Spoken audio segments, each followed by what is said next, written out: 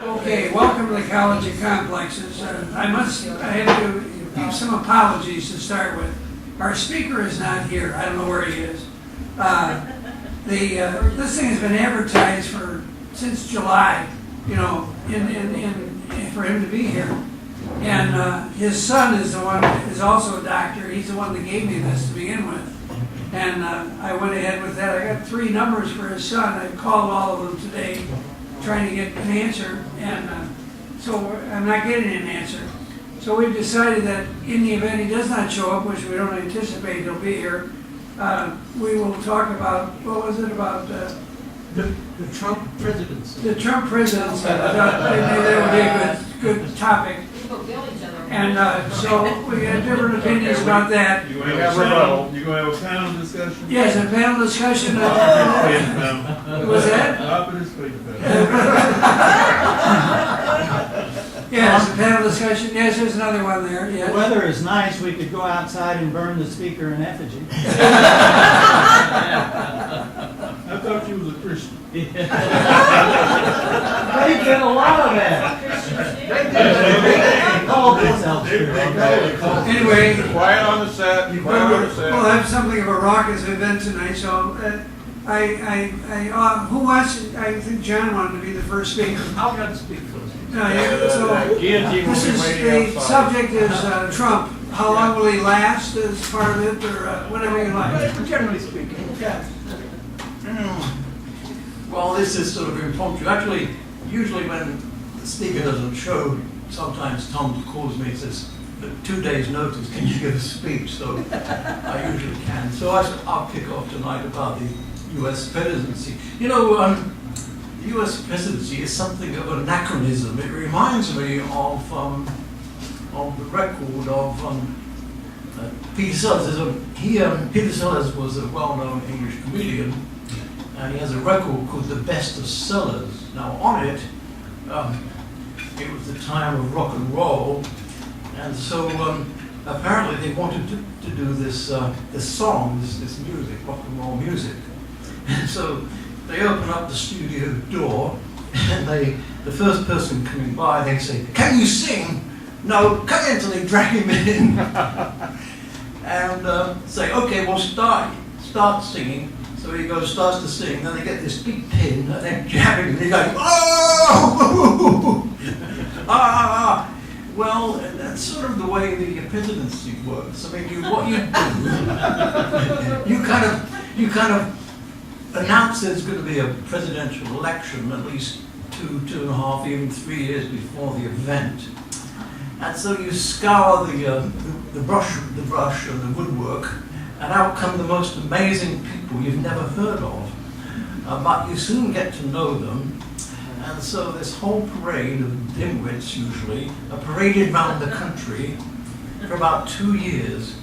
And you know their whole life stories, their wives, their kids, everything they believe and so on, and the most tremendous lies you've ever heard of.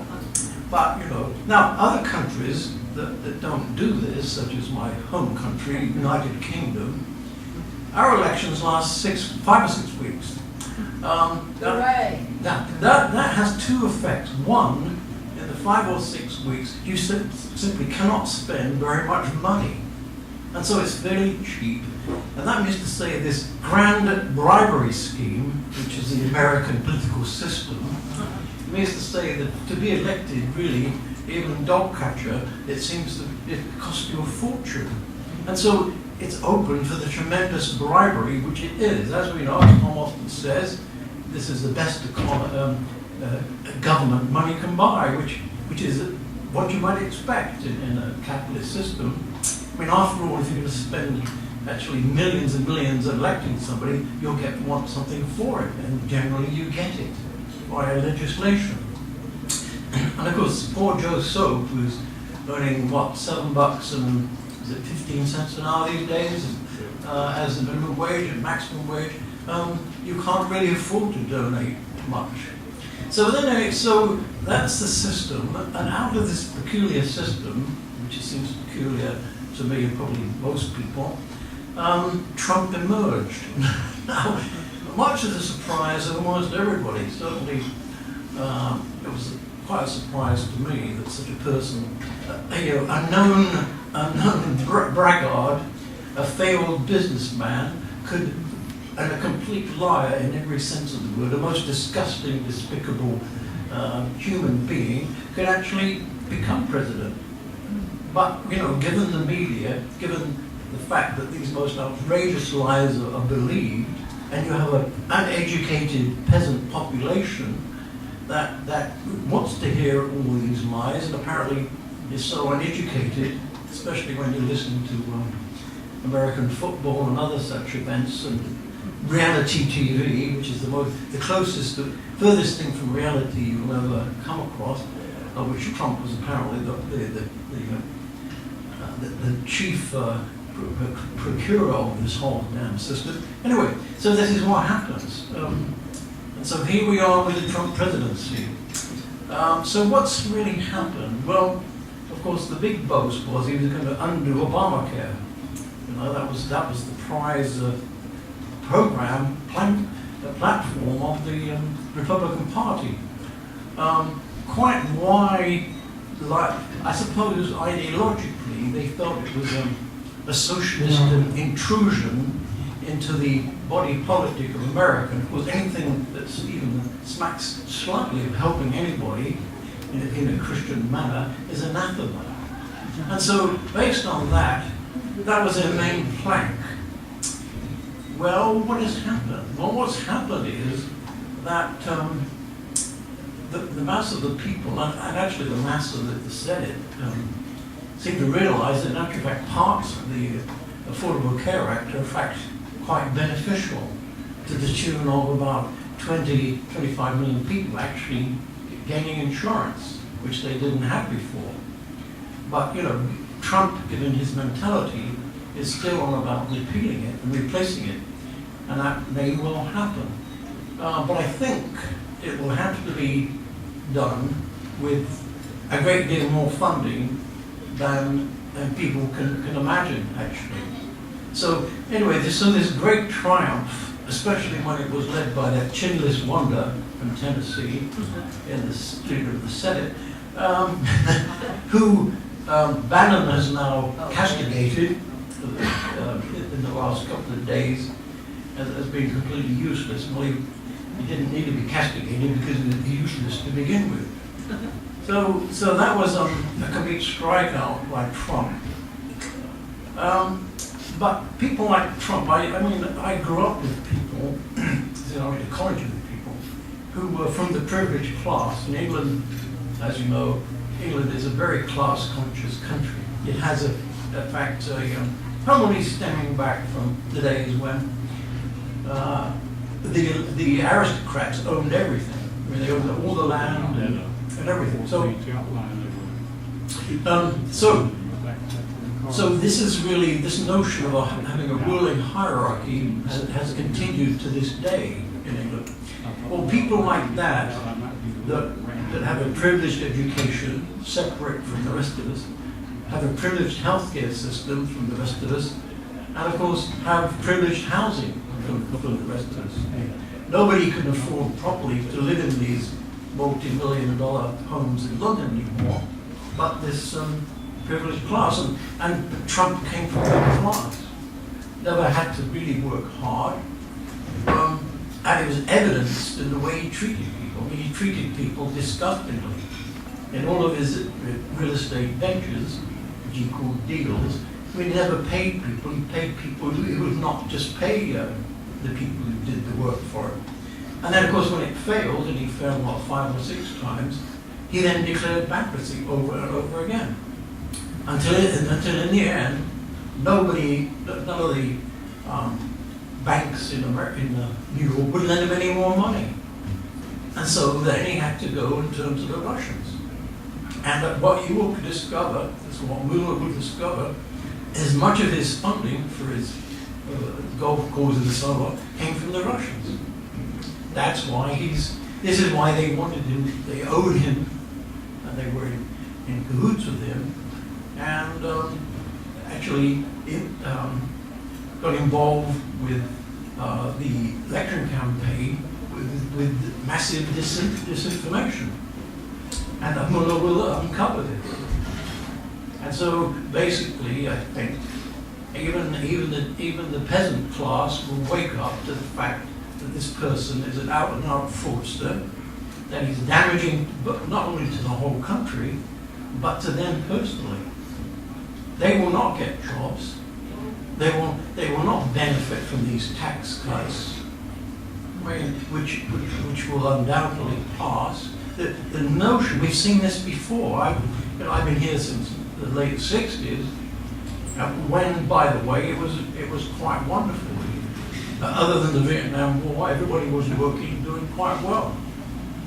But that was not suited to the corporations and the elite in this country.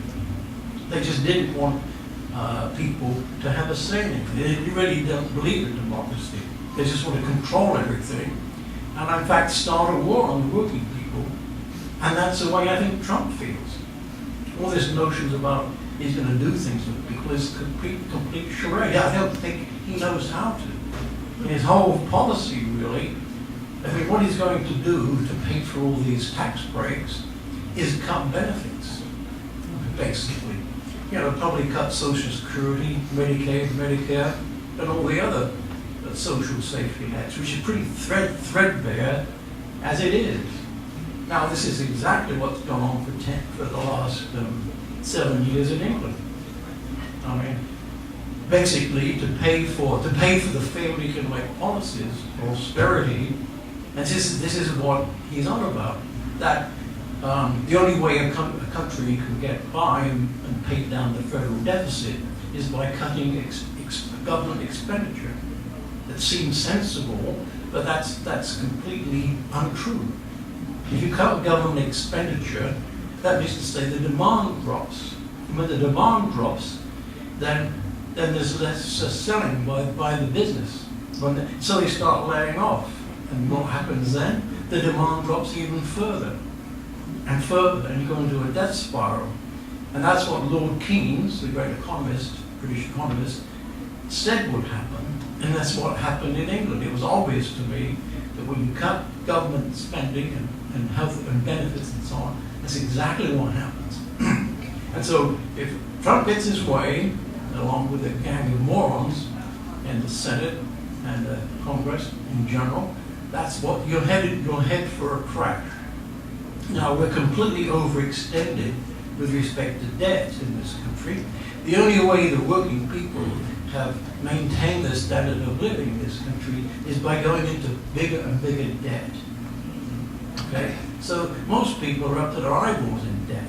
And there's a point where it can't be sustained, and we're nearing that point. And the biggest group of people in this huge debt are the finance community, who are absolute criminals, as we know.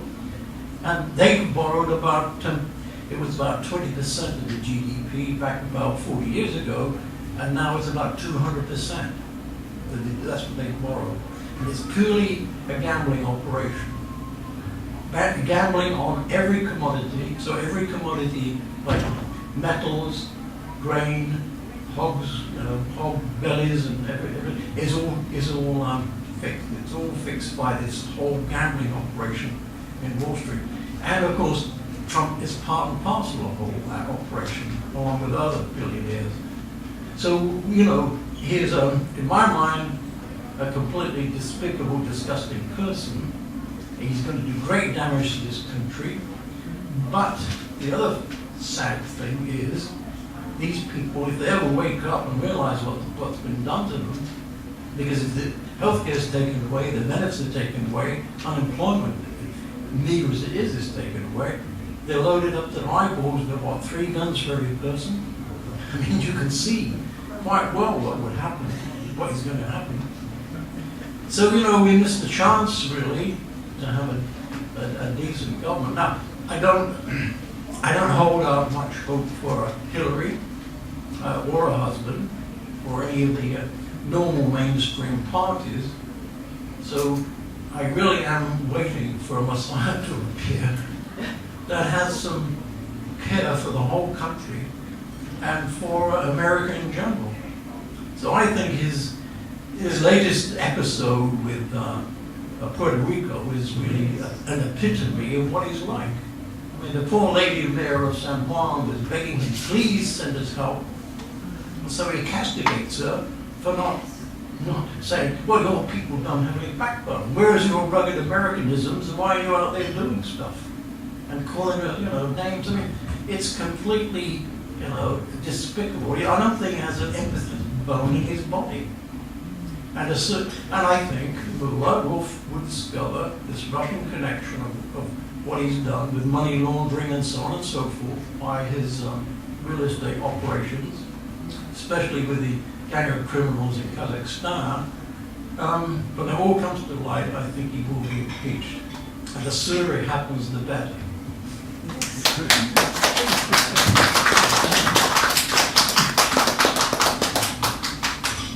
Ooh, on for president.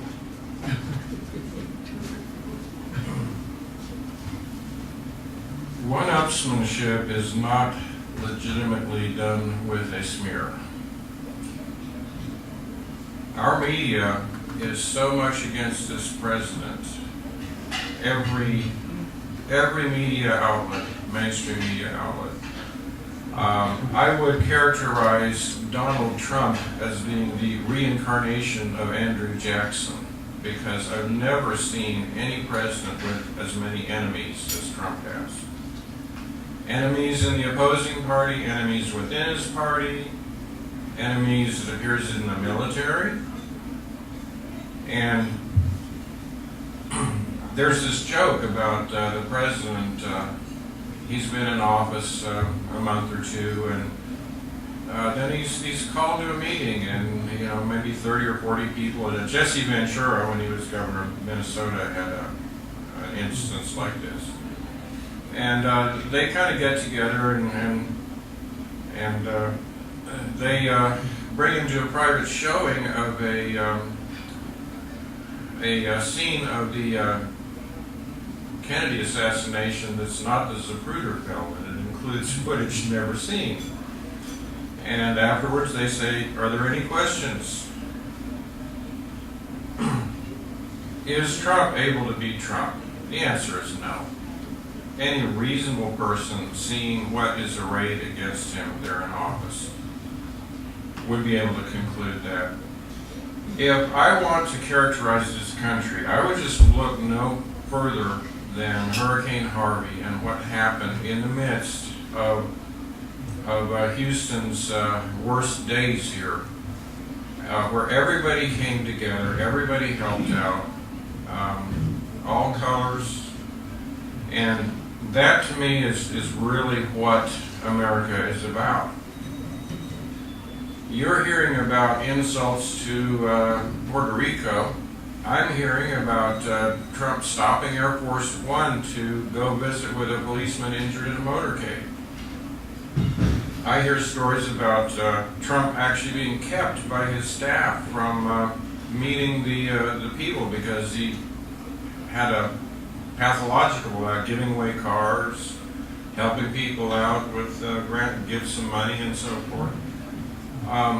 To me, Trump has the appearance of someone who enjoys their wealth and likes to spread it around. Now,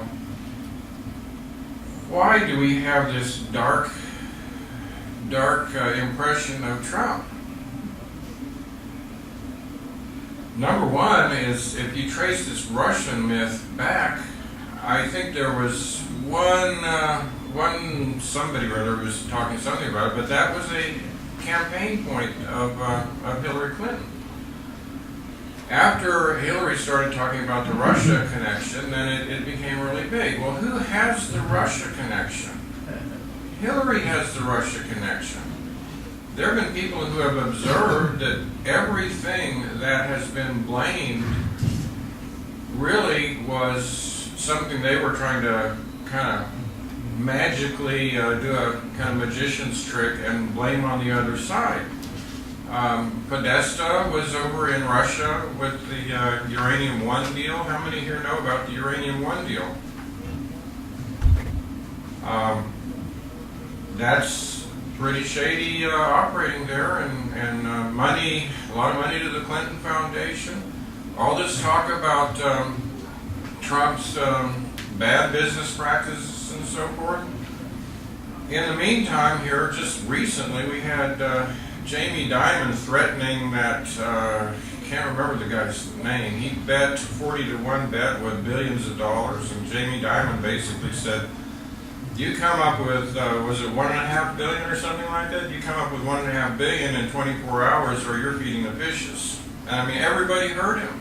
And all this stuff is going on. So the guy plundered the accounts of the stockholders. Does anyone remember that guy's name? You know who I'm talking about? He didn't go to jail. We have such rampant corruption in this country at all levels. To sit and talk about somebody who's had a few bankruptcies, you know, I thought it used to be that you try, and then finally you succeed when you persevere, and that was a laudable thing to persevere in the end. I don't know about who he made loans with. This whole Russian myth has just been falling apart the entire time. How long has Mueller been digging? They're going back decades now on Trump. And every time you think they have something, it turns out there's nothing there. If, I mean, it's taken them such a long time to hang Trump by his short and curlies that I really think there isn't anything there to hang him on. I'm really suspicious that's the case. But it is really hard to be supportive of the man. I mean, he has his quirks and everything, and it's kind of like you never know what he's going to do. You never know what he's going to tweet. But the guy's genuine, whatever he is. And you know what? The people, the blue-collar people of this country elected him. They put him in office. When he goes around the country and he speaks, he gets tens of thousands of people coming to his speeches. I don't see that slacking off. Does anybody here see that slacking off? Among the middle class in this country, I think he is more respected than he has been. I think he's gained in respect. You would never hear that from the media.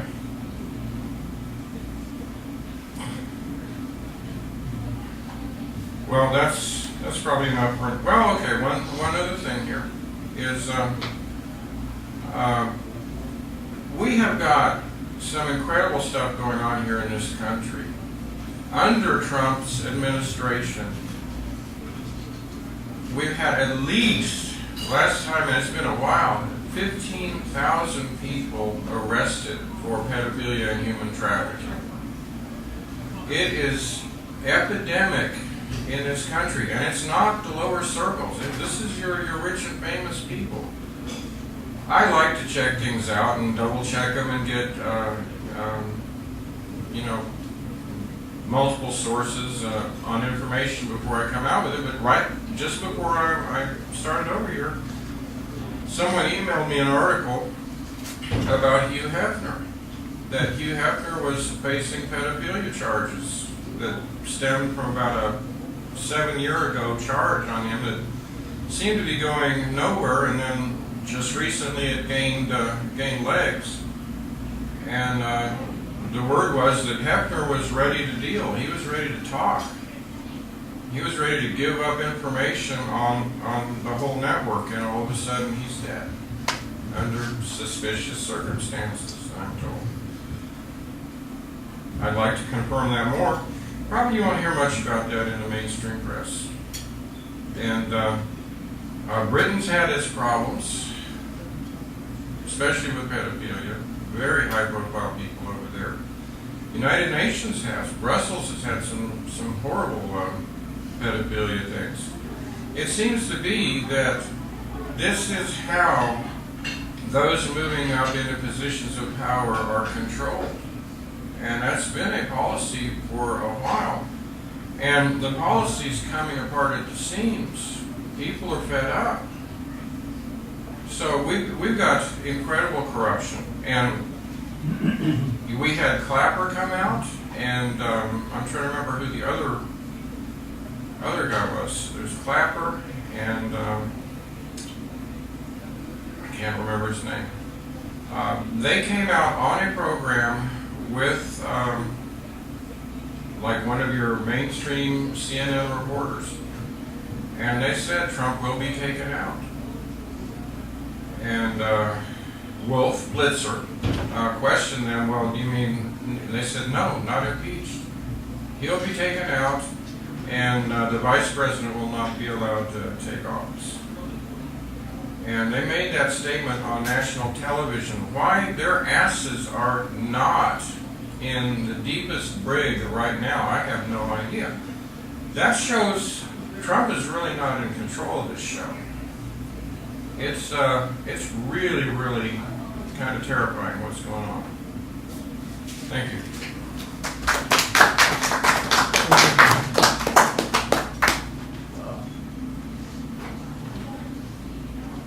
Fasten your seatbelts. So now I got my iPhone out. Disclaimer, I voted for Trump, never voted for Obama. Didn't vote for a Clinton either. Wouldn't have voted for a Clinton. If the Democratic Party had put in a candidate, I would have seriously looked at him, but I couldn't vote for Hillary Clinton. But I read the, what made me vote for Trump, because I might have voted Libertarian until that guy didn't know where was he? Didn't know where his city. Yes. That was pretty bad. But, you know, and I wouldn't have voted, but I still voted for Trump because I read that he put it in the USAA, and he said this is what my commitment is to the United States of America if I get voted in. That's why I voted for him.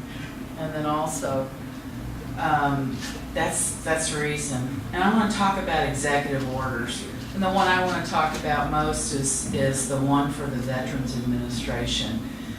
I worked at the Veterans Administration. I was a civilian. I did work as an employee of the Bethesda Military Hospital before they joined Walter Reed with it. I was an employee. I didn't last long. I wasn't a great civil employee. But what I will tell you, that I saw a lot of waste. I saw a lot of incompetency, and then I saw some of the most wonderful physicians and corpsmen and veterans that I took care of at active duty. I took care of special operators from NATO and from the United States Marine Corps, the SEALs. They like to tear their arms out and beat each other with them. I've never taken care of so many shoulder separations in my life. But I will tell you this, one of the things he did is he signed the civil service, you cannot fire a veteran administration employee. I mean, there's a whole floor in Dallas, it's on the 7th floor, of people that they've had to put up on the 7th floor because they can't fire them. I mean, they can't fire them. It's like New York schools. Like New York schools, and then other schools too. It's like civil, but you know, the people out in Phoenix, well, Trump signed that executive order, and they're starting to fire people. Finally, those people in Phoenix are being fired that let veterans die, and that's because they couldn't get their care. When I took my dad, when I came back to Dallas about 2010, they told me that my 88-year-old father would have to wait 6 months to go to a clinic to get care. Okay, he's 88 years old and a World War II veteran. That's a lot of time for an 88-year-old man. So, as luck would have it, and I didn't wish it on him, he fell down going with me to pick up my transcripts at El Centro, and I said, we'll go to the VA ER. I'll get him in that way, and then he'll get assigned to clinic. And I got him in 6 weeks. That's how you get into the VA clinic. So that's just something you know, and it's the emergency room. I went on to work in that emergency room as a contractor. Now this is something too, I'm reading straight off at NBC, and you know they're not fans of Trump. And they have a list of his executive orders. The ethic commitments by the executive branch appointees, January 28, 2017.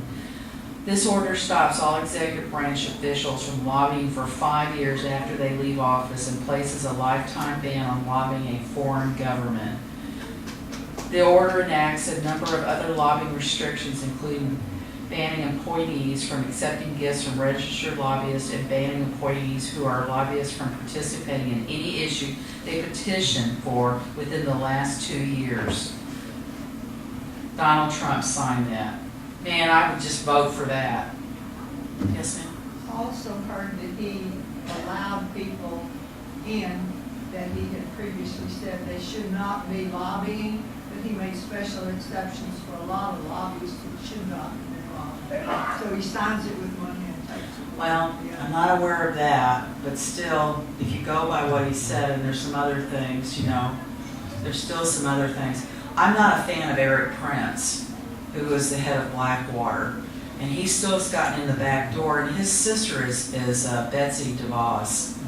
Now, I'm sure that has something to do with it, and I'm not fond of it, and I'm against, there's a lot of money that went to military contracting that we'll never see. They got, I'm going to say these words, pissing in the wind. You know what I mean? And so I don't agree with that. But just the VA, there'll be people that they no longer have the protection of that. Just these two things, and there's some other executive orders that I agree with. It is not a perfect system, but I will say this is my biggest issue with Obamacare for somebody that works in healthcare. When you make an employer with 50 employees, have to have healthcare and pay for it.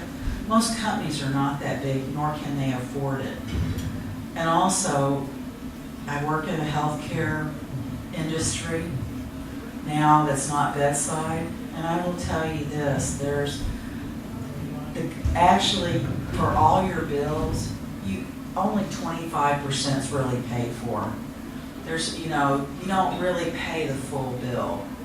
But the thing about it is there's some hospital systems versus others that will come after you. And the one thing that bothered me about George W. Bush is he got where you couldn't bankrupt with your hospital bills. That was the most common reason people bankrupt was hospital bills. Now, this is the thing. You have to be prudent about how you spend your healthcare dollars. You have to ask what you're paying for and what you're getting in the hospital.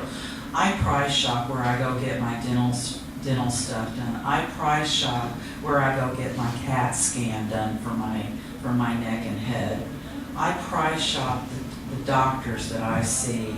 I want to know exactly what I'm paying for, and I work out and I ask what the cash price is. That's just something I have to say. And then also, when Nancy Pelosi said we just passed it, we didn't read it, well, I read it. With my income, if I don't have health care, and Texas doesn't do Obamacare, I have a $6,000 to $8,000 deductible, and my insurance will be $1,200 a month. That's an apartment in Dallas. So you arguing for single payer then? I don't believe in that either. I don't What's believe. the alternative? What's the alternative? This is the thing. I believe in getting rid of the lobbyists for all the health care plans out of the, okay? I believe in that. I believe in Big Pharma negotiating with the Veterans Administration for drugs with the people. I don't know why drugs are like they are here in Canada and Europe doesn't pay for the same, and why some drugs are not over the counter like they are. I don't understand that. And then also, I don't understand how you can reword a name on a drug and suddenly you can go up 400 or 500%. I have a problem with that. And then also, I think that I don't have quite the answers, but it's none of what's been presented. But everything that's been presented, you have people just like you talking about it. None of these that they've come up with is solving the problem. Even single payer won't altogether, but it will certainly alleviate. Everybody will be like Social Security. They will have at least something. rather than nothing. What I do believe is I shouldn't pay for 3 or 4 states.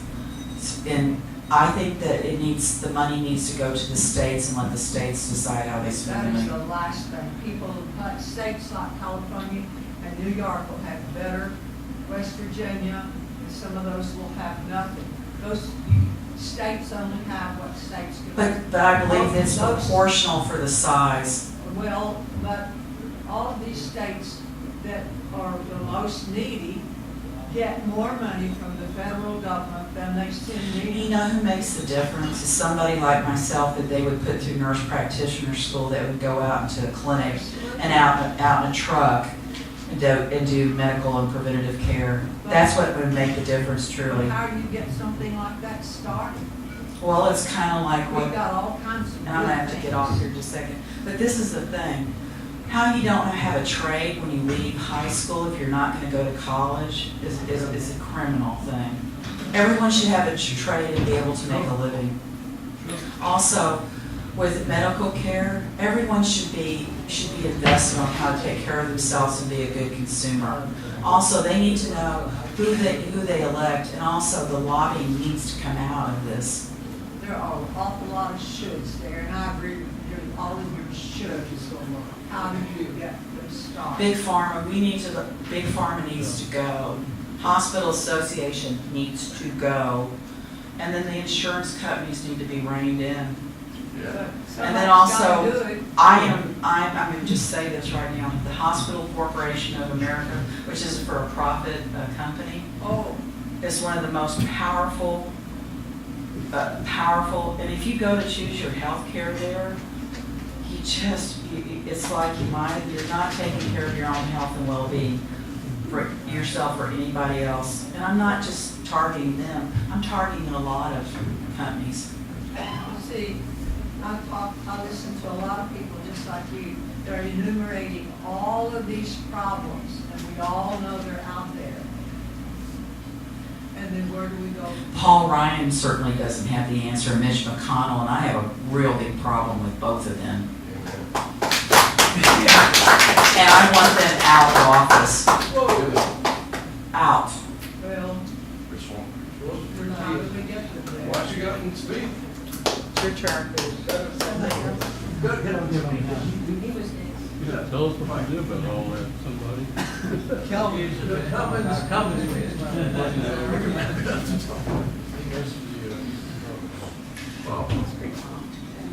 Well, before the night is over, you may wish the speaker had showed up. We'd never do that. Not with you. Well, you may recall when President Trump was elected and the topic came up, and I made a statement, I hope that he's as a successful president. That means I wasn't saying what he had talked about in the election was the best thing to do, but I was in hope, because I think the American people have reached a point we can't handle much more of this. And so that's why I said it. He was mine. I observed President Trump at least 20 years before he became president, because he was involved in a lot of stuff, and I just wanted to check out so I know something of the truth about it. But everything, almost of what he said, they were going to do, he acted as if it was Russia or North Korea. The president don't have that kind of authority in the United States. And you may recall when President Obama issued a few executive orders, everybody was unhappy about it. That's all President Trump has done, is issue executive orders. And many of them, I don't know all of them, but he's issued a number of executive orders. And his whole goal was to do away with whatever was done. And Republicans spent 7 years voting against the Affordable Health Care Act. And now they have an opportunity. They have control of the president, both houses of Congress, and they can't fix it because they haven't thought about it. Health care is very complex. I worked on it in the health care from the standpoint of public health service and Medicare. And I understand it's very complex. And I know that affordable health care is not a panacea, but it must be doing something for a large number of people. They wouldn't be coming out saying leave it alone. And any insurance, health insurance in particular, all phases of insurance, they have to have large numbers. If the program to be successful, we all got to be in it. We all have to be in it. Otherwise, that's why the premiums are going up. The only people that's in affordable health care, not so much, some in Texas too, because they provide individual. The people that are in it, the majority of people are older people and sick people. When you have that kind of a group, the premiums can't do nothing but go up. And I agree that we need to do something about the pharmaceutical companies because what they do adds a great deal of cost to healthcare. Hospitals also. I personally had experience in 2016. I spent 4 days at Charlton Methodist, $50,000, and every doctor that said hello submitted a bill. I spent 13 days at Methodist General downtown, $107,000. And the same thing with the physicians, everyone that said hello submitting bills. If I hadn't had good health insurance, I would have been almost bankrupt. And I think health insurance for you should be a right to everybody have. I agree that we don't do as much as we should in preventive health.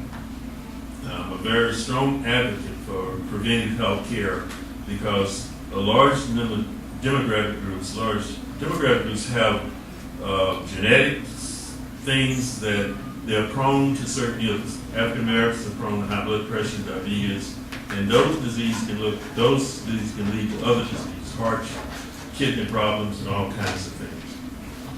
If we had good preventive health services and work with stress, work with diet, and work with exercise, and get people involved in those kind of activities, that would delay the diagnosis of the illness that we don't have any cures for. So, healthcare is very complex. I think affordable healthcare is just one step. We ought to try to fix it rather than abolish it. To bring jobs back, manufacturing jobs, the middle class in the United States was based on men and women working in manufacturing plants, unionized, made big bucks. And when we started the outsourcing, the factory relocation, and the changes, it has been a major change in the structure of the workforce in the United States. And it's like the young lady said, if you don't have a skill or trade or profession, you'll be very marginal in the United States. And that's not going to get better, it's going to get worse. So everybody's got to be trained. We used to have auto mechanics, carpentry, drafting, and several other trades in high schools. They're not there no more. And most of the jobs that have been created are not jobs that require a college degree. It does require college training, but not a degree. And so we need to be focusing on those particular areas. I know enough about government. I worked in it for 29 years in 3 months. And there is waste in government. I hope it's changing, but most people get entrenched in the civil service, and they want to be little dictators. And if they can't figure out that you're going to do exactly what they want you to do, you'll never get in a position to make decisions. They'll let you become a specialist, which was fine with me because as long as you knew your work, you were okay. But I didn't like supervision because you didn't have the leverage, you didn't have the stick in the carrot. All I had was a stick and I wouldn't use it. You can terminate federal employees, but it takes a lot of work. So I never attempted to do that. President Trump, the thing that bothers me, and I think more than anything, the statement that made me call the athletes who were not standing, son of a bitch. Does everyone know what that means? Sure. I don't know that he does. He's calling their mother a bitch. And I thought that was terrible for a president. I never heard a president use that kind of language. And he used that almost all the time. That's why staff don't want him to say nothing, because he'll say the wrong thing. Now my experience is not as good as my friends with President Trump. You know, almost anybody helps somebody sometime. But he didn't set up a foundation to help people like the Rockefellers, and I think that's part of his problem. He says, well, he's worth $10 billion, so he ought to get more recognition. He doesn't get the recognition like the Kennedys, the Rockefellers, the Carters, and those families, but they ripped off people, their employees also, but they set up a foundation that gives money and stuff like that. I just don't, he doesn't really understand how the government works. And you just don't say something that happened. You got to get it through Congress. And like he's learning, the first thing, he even admitted that healthcare was complex. But he hasn't provided any leadership other than said, repeal it and replace it. His promise was to repeal it and replace it with something better. And none of the proposals that have been offered, all of them are worse. And I know these health saving plans was a major core of it.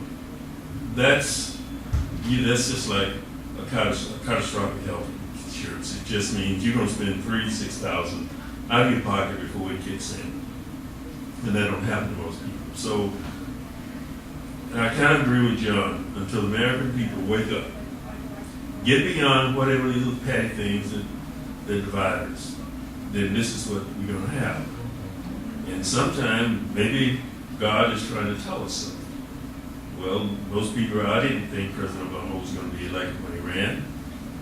And I didn't think President Trump was going to be elected when he started running. But I recognized it was possible when he won the Republican primary. Now, what the Democrats didn't recognize, they should have, because of these people who have been worked in heavy manufacturing industry that was labor intensive, paid well, the job taught them a skill. I know that for a fact. My brother worked in steel, and another one, my oldest brother, worked in the refineries. And I had a master's degree, and they made more money than I did, even when I went into government. So that's where the core of the middle class was. And these men and women of all ethnicities and demographic groups, because they all worked there, they lost a job, the factory was closed, and that kind of work was no longer available in this country. They had a skill for that company, but when that was done away with, they didn't have a skill. And so the only kind of job they had was minimum wage, if they were lucky. They lost everything. The research came out a few years ago that the average American, think we're in the middle class, are 5 pay periods from poverty. That means if we miss 5 pay periods, we're in trouble. Because we do buy a lot on credit, and you have to pay. If you don't, you're going to have something of value that they can take. And I think we need to look at these things. The economy, whether we like it or not, is interrelated.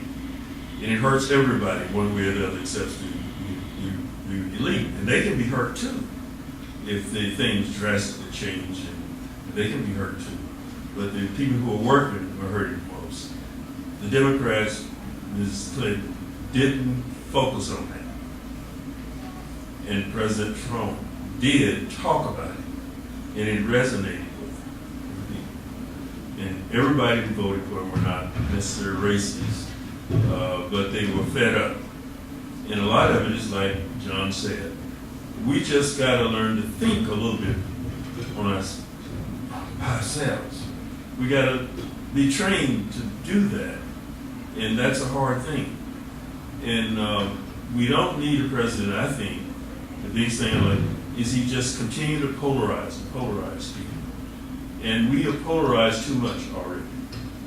So I'm not making a prediction. He made, I think his base is still for it because he's saying what they want to hear.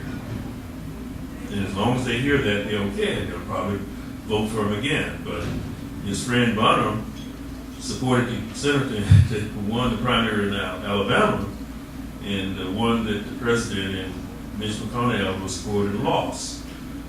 So I don't know whether that's an indication of what he can do, but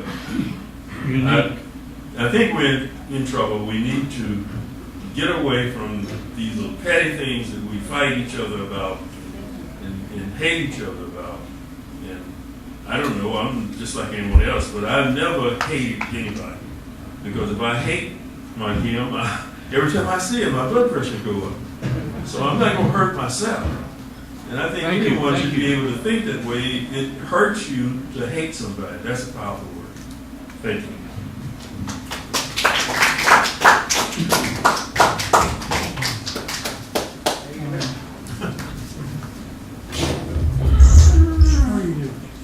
I'm getting up to go to the front. Are you going to the You're front? gonna go up here? Yeah. Well, go ahead. You want me to go in front of you? Well, if you want.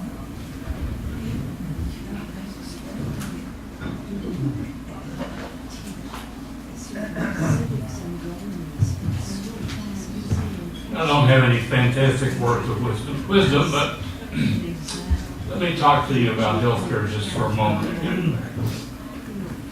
It's a subject we just flat cannot get off of our menu. It's very understandable.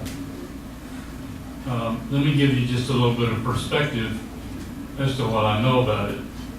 I'm not working in it. I've been retired for a little over 3 years now, so not. But I did acquire some unique perspective in my career. I started out and I worked about, I forgot how many years now, 4, 5, 6, 7 years with insurance, both life, health, property and casualty. So I learned how the insurance companies worked on the inside. Some of it was very organized and very neat, fit into my accountant's somewhat logical mind, and some of it was not, like just about any business. But I really did come to understand how it worked. And then when I went to work, and I got out of college with an accounting degree, and went to work for Arthur Anderson, which is now in the grave because 4 or 5 of its crooked employees in Houston sunk the whole international company. But anyway, it was a sterling company at the time I went to work there. Leonard Spacek, who was the head of the firm in Chicago, just made you toe the line. You couldn't even dress in a deviant way. But anyway, they taught me a lot. I had clients like we had all the Daughters of Charity Hospital in Dallas. That was St. Paul. I didn't work on that particular one. They had me assigned to a one out in El Paso with a New Orleans name. It's called Hotel Dieu, a French name for House of God. So I spent weeks and weeks in the hospital out there. I couldn't count up how many weeks I spent in Baylor, Richardson General. Anyway, I worked in the hospitals, the caregivers, a great deal. So it gave me some perspective as to how healthcare works. I never did have a clinic of doctors. That's one thing that's missing for me. But I worked in the insurance companies that paid for it. And I can assure you it's very complicated. There's several very strong opinions I have about it. One is that I believe that it is too complex for a group of elected 50% attorneys who think because they have a law degree, they know everything there is on the planet, to take over control of our health care plan and say they're going to make it work right. Crap. Excuse my language, but they can't do that.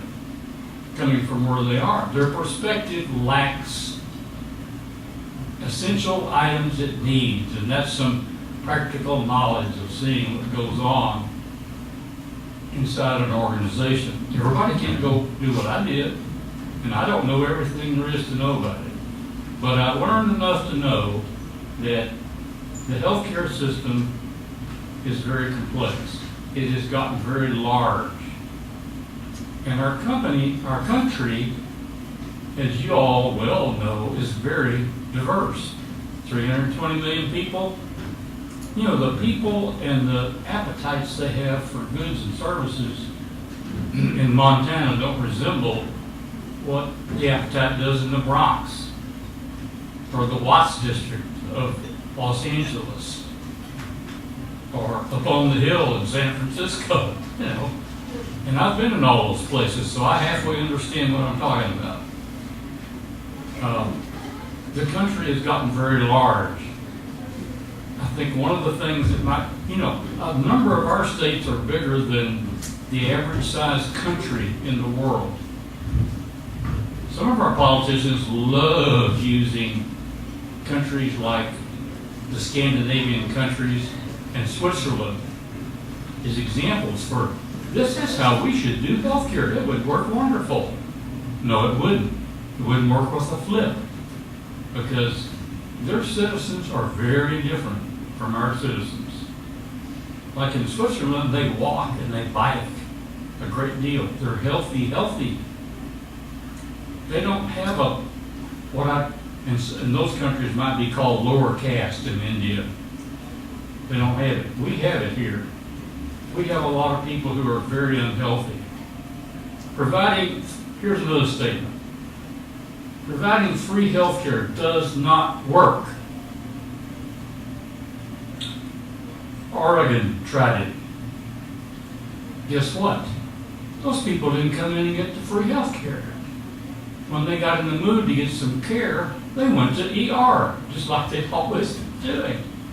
And the political speech was, by instituting this noble plan to care for all of our citizens, they will no longer have to line up in the emergency room and push aside those that are in need to get their bad cold treated. Well, you know, anyway, we've tried that.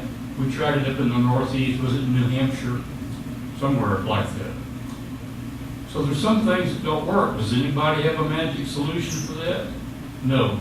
But if you take the cost of providing for an average patient, and a lot of these people, like was mentioned earlier tonight, they may pay $6,000 in premiums. No.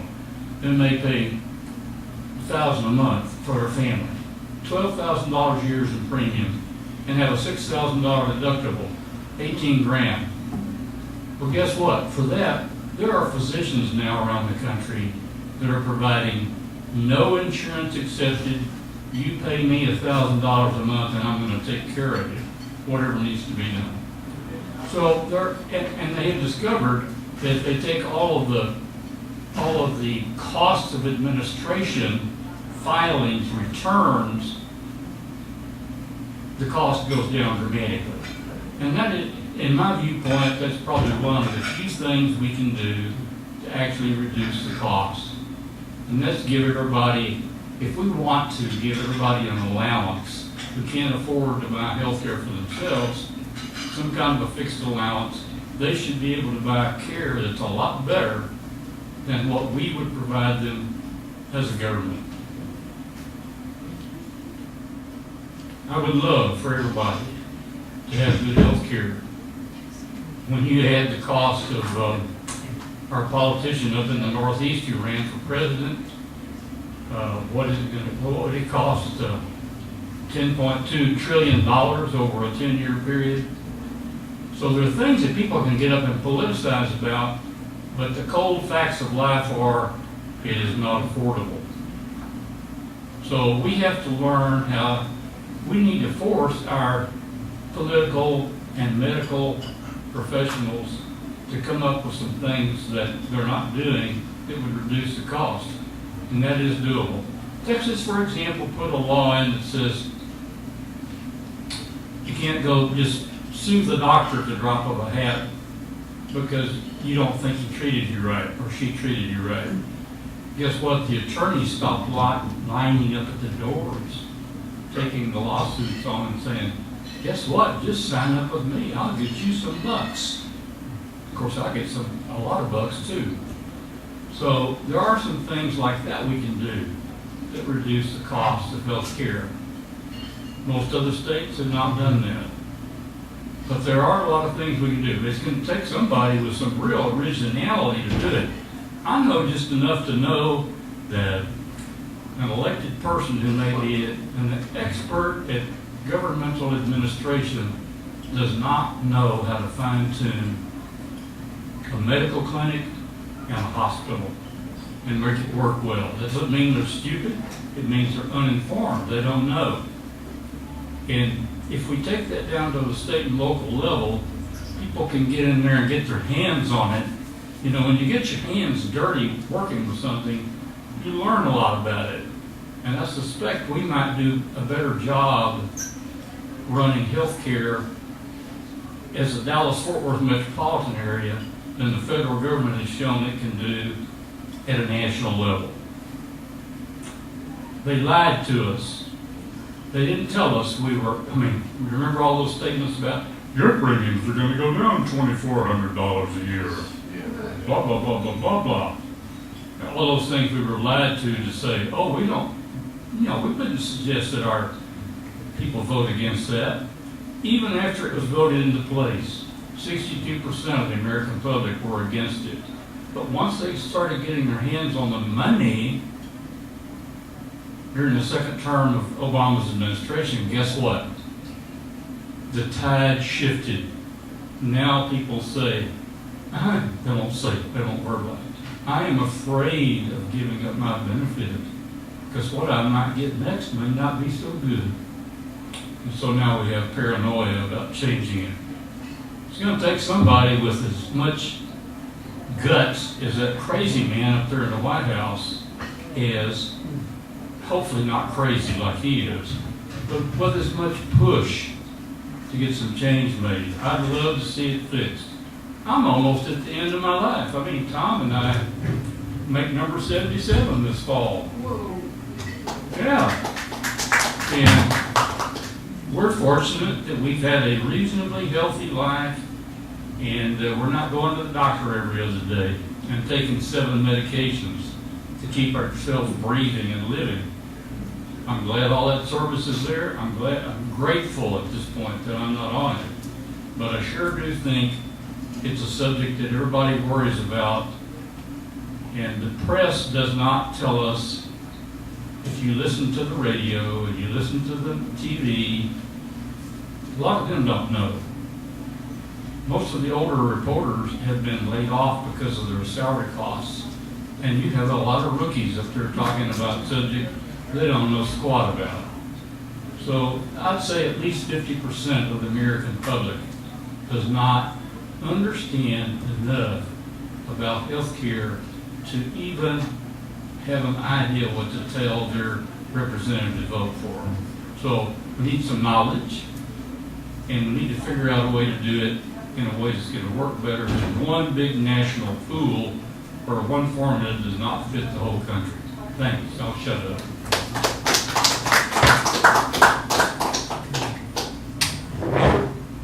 Finish that off. Solve the rest of the problems.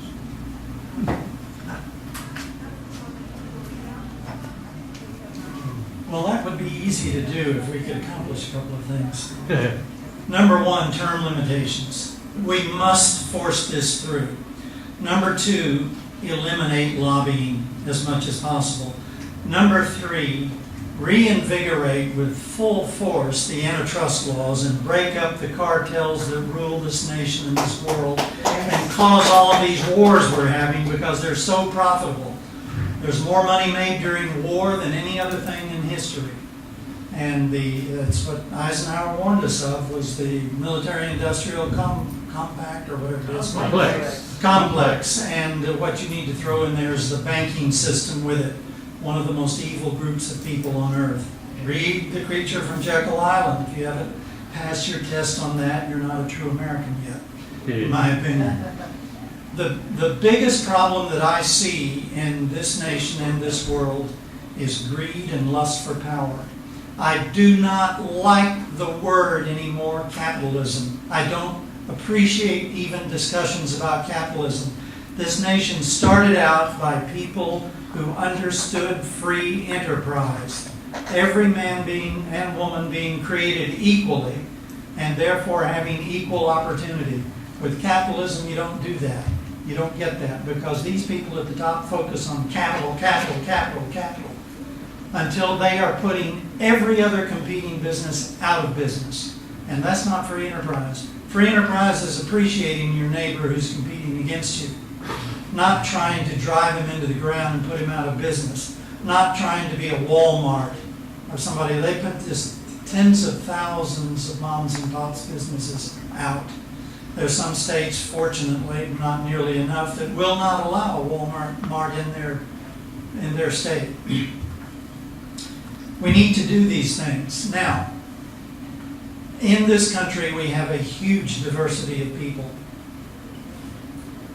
Given the state of moral and spiritual development of humanity, I don't know if this is controllable through what we call democracy. I really have questions about this. A representative democracy is what we truly have, not pure democracy. Pure democracy, it just leads quickly to lynch mobs. The majority controlling in any little thing. Democratic Republic. Democratic Republic. That's what we have. Representative democracy, that's right. And that's what our founding father gives levels of control there, where it's just not the popular vote alone that makes a decision, but representatives that you have chosen wisely. But we need to get back to that system. We need to get back to our Constitution and go from there. I don't think going from here to something new is going to be any better. I don't hear anything that sounds better to me than what our founding fathers had. And I consider, for instance, I've mentioned this before, Otto Bismarck to be one of the most brilliant politicians in the world. He took all these warring tribes in Germany and made a nation out of it by alliances between people who were friends and enemies and stopped all the warfare. I look as a practical solution. Let's go back to Gaddafi. Now, don't go by anything you've heard in the American news media. You take all of that and reverse it 180 degrees, and you'll probably be a lot closer to the truth about Libya and Gaddafi than anything any of our politicians or newspapers or TV channels have said. But Gaddafi went in as a strong dictator because there were two major, like the McCoys and the Hatfields, warring tribes, killing each other all the time. They couldn't agree on anything. And it had the country in just virtually rubble. It was the poorest country in Africa. And he came in and through military force, he stopped those two tribes from that. He formed a tribal council and he said, now, if you have a problem, you come to the tribal council and all the tribes will listen to you and decide on it. And that brought peace and prosperity to a nation so that Libya soon became about the most prosperous country in Africa. He nationalized the oil industry. This pissed off the Hunt family a lot. Stole it. They had put it in. But Stole it. 49% of the income of that went to run the whole affairs of the country. 51% was dispersed amongst the tribes to do what they needed for their people. As a result of all of this, they had free health care for everyone, for anything and everything they ever needed. If they needed to go out of the country to an expert, they sent a family member with them, paid for everything. Education was the same way. People, for instance, the Moriartys who lectured on this subject, knew a couple from Libya living in London. The fellow was working on a PhD. The family were living there in a nice apartment. And in addition to having all of their expenses paid, they got a check for $7,000 a month. A couple getting married in Libya got $41,000 given to them to start their life out. Somebody wanted to buy a home, whether it's a condominium or a house or whatever it is. 10% of whatever they were earning for 10 years, they owned it outright after that. That country allowed women to have total equality to men. They did not have to wear burqas. They could own and drive their own cars. They could rise to any place in a business that they qualified to do. They could start their own businesses and run them. They were equals. Same with black people in Libya. When the CIA paid these 250,000 Al-Qaeda radicals to invade that country and destroy it, paid them and armed them. Those people started killing every black man in that country on sight, cutting their heads off. They all had to flee the country, black Africans. I look at my country, and I look at the Constitution, and I think that's a wonderful idea, that's a wonderful principle or set of principles.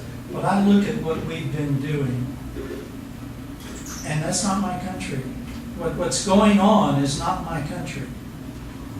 I was working for IBM in the 60s out in California, computer systems engineering. And I knew that the Vietnam War was ramping up, and my 2S student deferment with the draft would soon become 1A. So I would, in all probability, be drafted. So I prayed a lot about that until I came to a certain phrase in a book, and it said, talking about the Christian, basically, the person with those ideas and consciousness. And the sentence ended, and he does violence to no man. And it just went click in me, and I knew, okay, that's it. That's the message I need. And I'm done with this. I forgot all about it. Within a month, I was reclassified 1A and never heard from him again.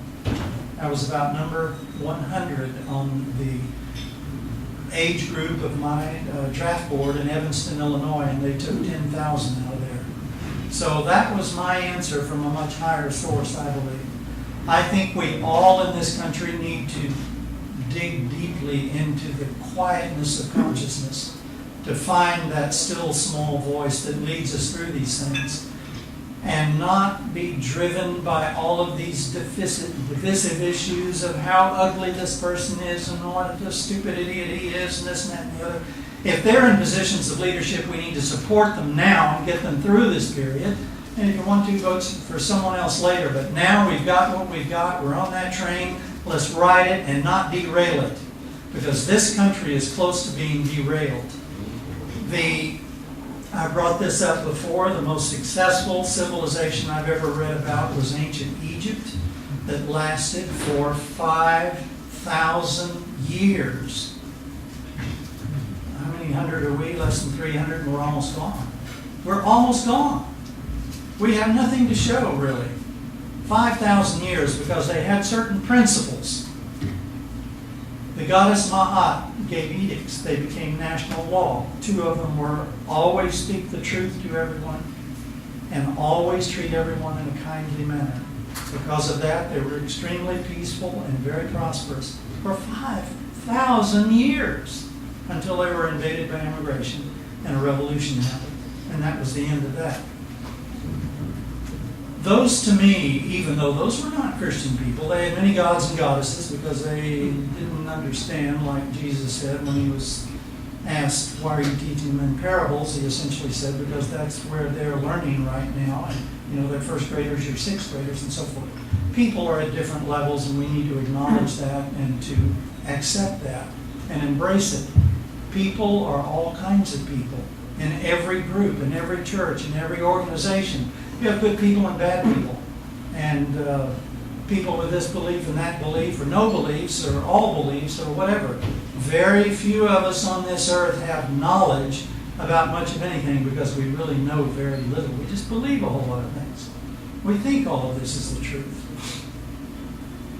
I think that if we work more and more within ourselves to realize that we are all one people on this earth. All. I went and lived after college for a year in Germany. And I had 4 principles that I went over there with fixed in my mind. I wanted to learn German, and I got very fluent in German. That was one. I wanted to look back on this country through all the eyes of these. I went to language schools with people from all over the world. I wanted to look through their eyes back on my country and see how much of it is just what I've been taught to believe and how much of it is real, or how much of it works for us and this works for them. And there's a lot of that. And it works fine for them. And we shouldn't criticize them for it. And I wanted to look beyond the mask that we all have of what we look like in the mirror, what we believe, what our color is, what our language is, what our whole background is. Look beyond all this temporary human stuff that we shed eventually and see where that Christ spirit, that living expression of the Creator is in everyone. That made that a wonderful year for me to do that. And there was one other principle I didn't think. Oh yes, I wanted to see if I could understand how a people who have created some of the finest art, architecture, literature, philosophy, and science, and so forth, can produce the bestiality of Nazism. Well, they too are a very diverse people. And after World War I, they were just beaten into the ground very unfairly by that Treaty of Versailles. Germany got caught in the middle of World War I. They didn't want any of that. But they got their treaties. All these people had treaties. The Serbians invaded the Austro-Hungarian Empire and killed Archduke Ferdinand and his wife. So a military venture into Serbia, mutual treaty with Russia. Russia attacks attacks Austro-Hungary, and Germany has a treaty with them. They've got to attack Russia, and then France, and then England. Pretty soon it's World War I. And Germany was just caught in the middle of it. And it was very unfortunate. And it turned out, instead of so many of these people thinking, oh, we'll be back in a week, Mom, this will be a short war. It was hell on earth. And 10% of the French population was exterminated, mostly a whole generation of young men. This was tremendous trauma. And from this came the hatred of the Versailles Treaty and the treatment of Germany that just had to lead to World War II because they had to get those German people back that were cut out and given to Poland and Czechoslovakia. And I think Hitler had the absolute right to do that. And so he spoke many times about wanting to get them back through negotiations. He was a national socialist, not an international communist. And he said, if you don't agree with us and negotiate to get them back, because they were Germans and they were being treated like hell by Czechoslovakia and Poland, said, then we're going to come in with the military and take them back because it's our right to do it and it should be done. And so that's what they had to do. And the evening that he was, I know he's your beloved man, the evening that Churchill was appointed prime minister, he ordered the RAF to start bombing German cities that had nothing to do with the warfare going up there to get their people back, but killing civilians and destroying cities. That started World War II, in my opinion. It didn't have to happen. There could have been support from all the nations. Let's solve this problem that Germany has with Yugoslavia and Poland, but nevertheless, I mean, history can be written in so many different ways, and it just depends on who wins the damn war as to how it's written and what we believe it to be. And it is beliefs. A lot of it is not what we're taught throughout history, because the winners always right. And they write their, they cover up their faults and show the faults, just blow them up of everybody else and move on with that. And that's what we do in this political scene in this country. We need to stop all the little divisive bickering and say, no, it's an awful guy because he thinks this or does that and so forth. We've got what we've got. Let's move on with it and let's get cohesive and bring us together. And the people need to wake up and take back control of the government. Amen. Getting rid of lobbyists, breaking all these cartels apart. Let me say one more thing about these cartels. One of the most evil cartels on earth is the pharmaceutical industry. It is evil. It's not trying to do good for people. A friend of John's and mine used to stay up at night late, like 2 or 3 o'clock in the morning, looking on the internet, on YouTube, for videos of people being interviewed and so forth. Because sometimes these are not going to be there in the morning. And so he was downloading this one, and before he got it fully downloaded, they pulled it off the air before they got it. It was a pharmaceutical executive who had retired, and he worked his life in the major pharmaceutical industry. And he said clearly that all pharmaceutical drugs are designed to manage a disease, not to heal it. Because if they heal it, you're not going to buy that drug anymore. They would be throwing away billions of dollars of business to give you any cure for anything. You will never get a cure from the FDA, from the AMA, from the Dental Association. Any of these things, you'll never get a cure. All pharmaceutical drugs also, he said, contain other chemicals in them. So if you continue taking that drug for a while, you will develop another disease for which they've got another drug and another and another and another. And that's why older people are on 5, 10, 15 drugs. This is evil. These people are evil. They are just absolutely infected with this virus of greed and lust for power. They want more and more money and power. They don't give a tinker's damn about individual people. They are totally sociopathic. Nothing short of that. And if you don't believe that they conspire to do this, you are really asleep. This is by big planning. John and I knew this guy. I don't remember the name. You probably do.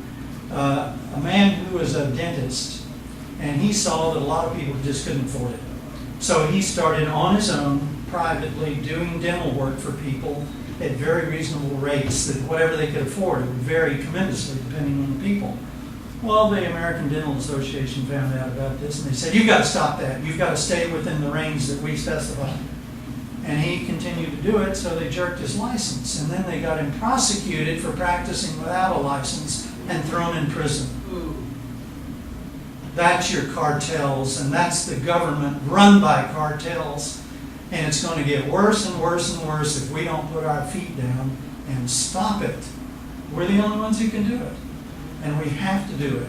And that's why, now I am positive about one thing in the viewpoint of this. I've been into these things for like 30 or 40 years. My brother-in-law, highly educated with a degree from MIT in architecture, one time looked at me years ago and said, "Albert, you really need to go find a psychiatrist."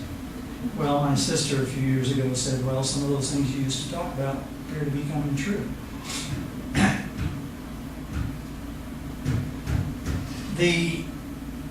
Where was I going with that? Anyway, John wants to come up here, so. Anybody else? First timers? You want to go? Okay. No, Just don't close it out. I'm gonna get separate. We got one you want to finish? All right. Well, I want to thank the first speaker who started this ball rolling, that's John. I thought he got us all thinking, and I tried to do a good job.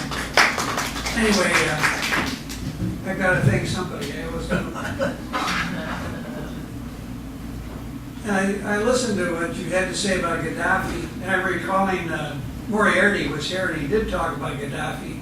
And he did mention, one thing he missed, he talked about how the paper bankers, Gaddafi wanted to go on the African dinar, which is the gold-backed currency. And the paper bankers went after him because they didn't want the paper banking system to be destroyed. So that was the reason for the war. That was his argument. I think it was valid. And if you think back, Saddam Hussein at one time wanted to go on the euro and put the oil on the euro. And we got very upset about it and started a war with him. So that might be something to it. If you look at our history, we're $19 trillion in debt right now, this country. We owe $19 trillion. That's an enormous amount of money. And we have corporations that have left the country to go where labor costs are cheaper, and that's part of our problem. Apple produces everything in China. They don't produce anything here. We don't have any jobs here producing anything. So the end result is we buy everything from Apple here.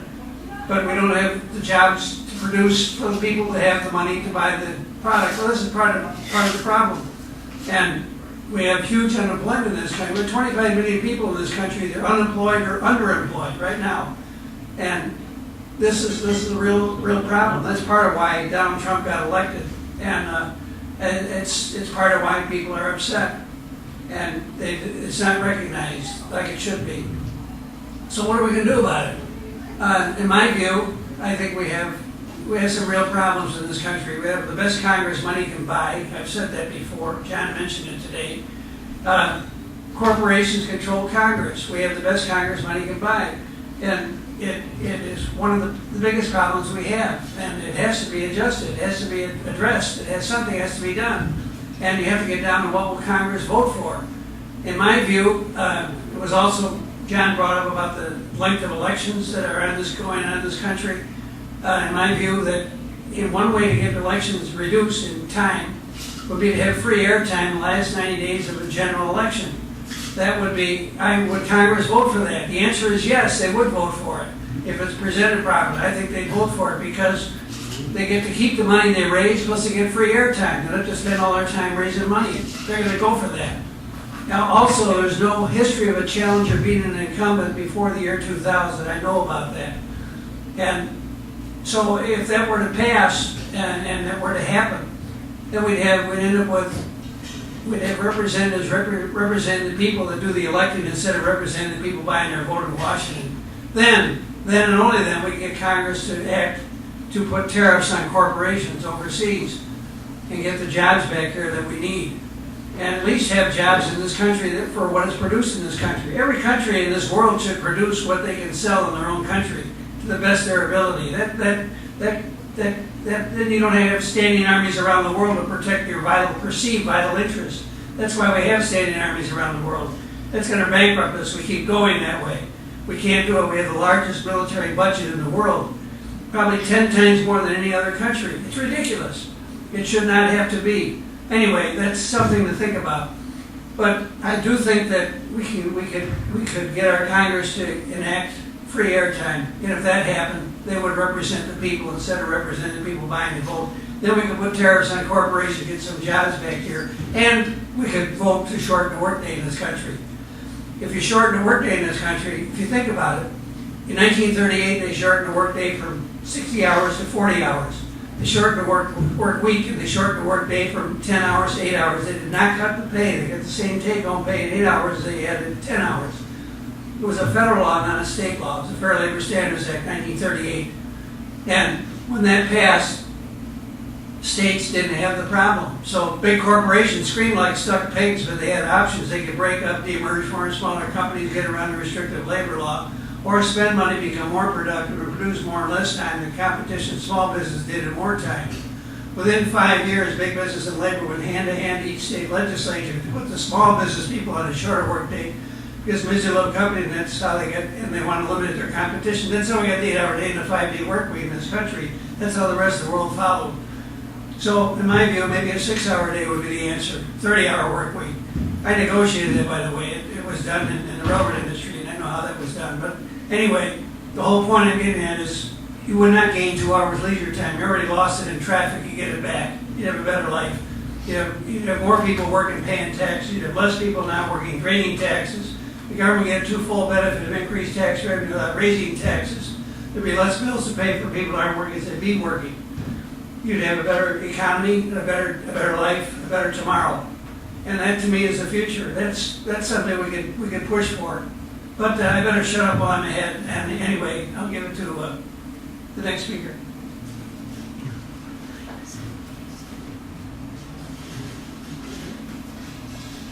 Well, one talk show host said your IQ drops 20 points when you get up in front of a microphone. And I couldn't recall, but the name was John Corzine. Corzine was the one who did the 40-to-1 bet with other people's money, and that Jamie Dimon was going to take out. As far as government waste, I cannot disagree more with our dear Brit's idea that government spending is a good thing. How do you get rid of the $500 hammers? This is the issue. I mean, my father worked in government programs, and it might not have been true, but he believed he was the only honest manager in the government programs he was working in. He said everybody else was patting their pocket this way and that, and practicing nepotism, and you name it. All the worst things of human nature he was seeing in the government programs. And I do know from working the corporate world, if you want more resources thrown at you and you want to move up the chain, just don't do your job. Then more resources get directed your way. It's one of these counterintuitive things, but that's how bureaucracies grow. And that's our dollars. That's how the people are plundered so much. And this is the issue. You go back several generations now. Families could manage. They could manage with one worker in the family, and they could still pay their bills. They could still take care of their basic needs.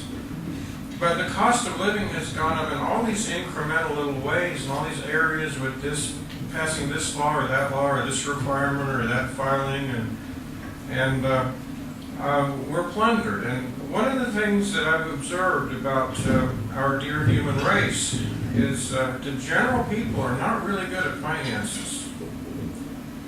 We're not real savvy about how we're getting robbed, especially when it's just pennies, where it's just pennies at a time, pennies here, pennies there.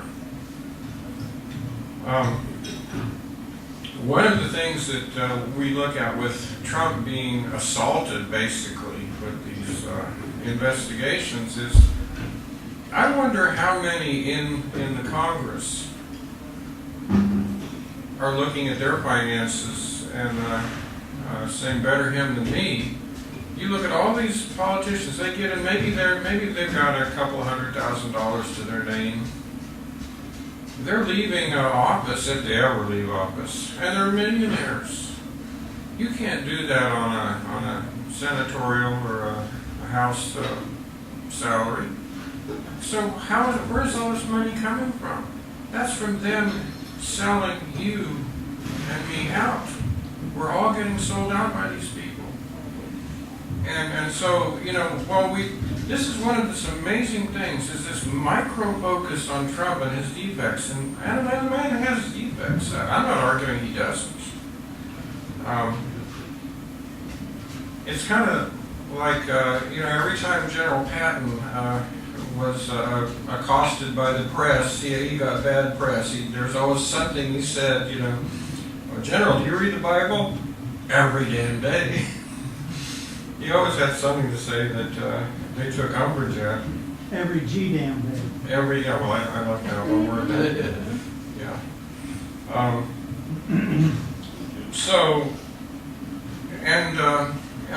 The issue is, when we keep discussing health care, one of the issues with repeal and replace is that the Republican Party, 40 times they voted to repeal Obamacare? Then finally, they've got the majority, they could do it, and they don't. Right. So, what the heck is going on there? I mean, as long as they're getting your vote by supposedly supporting you, but then when it really comes down, when it gets to the nut cutting, they don't want to upset their real backers, the insurance companies and pharmaceuticals. So I don't know why we can't have a multi-tier healthcare system. You look at China.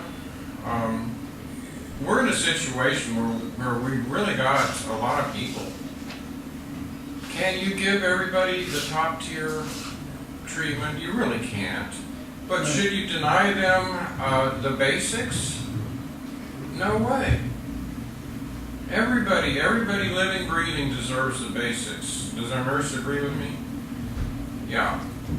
And the basics don't make you sick sometimes. The basics don't make you sick. I love it. I think that we really need to take a step back from the whole healthcare issue and look at it this way. The healthcare itself it needs its own psychiatric couch as to what it's doing. Mission statement, whatever. It's so far away from what it should be, and basically your for-profit healthcare came in when the churches and the other organizations, the free organizations or not so costly organizations, when they were really waning. And now for-profit has basically made the patients the commodity. It's like they're part of the whole bean counter process and in the figuring. It's really dehumanized. When we look at the mess we're in, one of the things that is, I think, tantamount to understanding what can be effective here is we didn't get into this all at once. We're not going to get out of this all at once. If you eat the elephant, you've got to eat the elephant one bite at a time. But you're not going to get the job done unless you have a clear vision for what you're trying to accomplish. I'm amazed. We had 30,000 blacks that the Moriartys were repeating were murdered in Libya. 30,000 blacks. The press didn't report this. All we got was how wonderful Arab Spring was. And we find out State Department was funding the whole deal, or Soros. So it's a mess. I know people are saying, or a lot of people saying, that we are headed into civil war, even in spite of Hurricane Harvey and the wonderful help everybody gave everybody down there, and how, you know, we really didn't cross all kinds of boundaries, and you know, that's my model for Americans. But there are forces that are really pushing, pressing, trying to get civil war started. So I'd say everybody needs to be advised that we have some rough seas ahead, folks, and it's going to possibly test your moral fiber and really have you questioning who you are and what you're about. So, and basically that's what it really comes down to. It comes down to the individuals. And if we individually are doing our job, doing our homework, I think that ultimately we can move towards a better future. Thanks.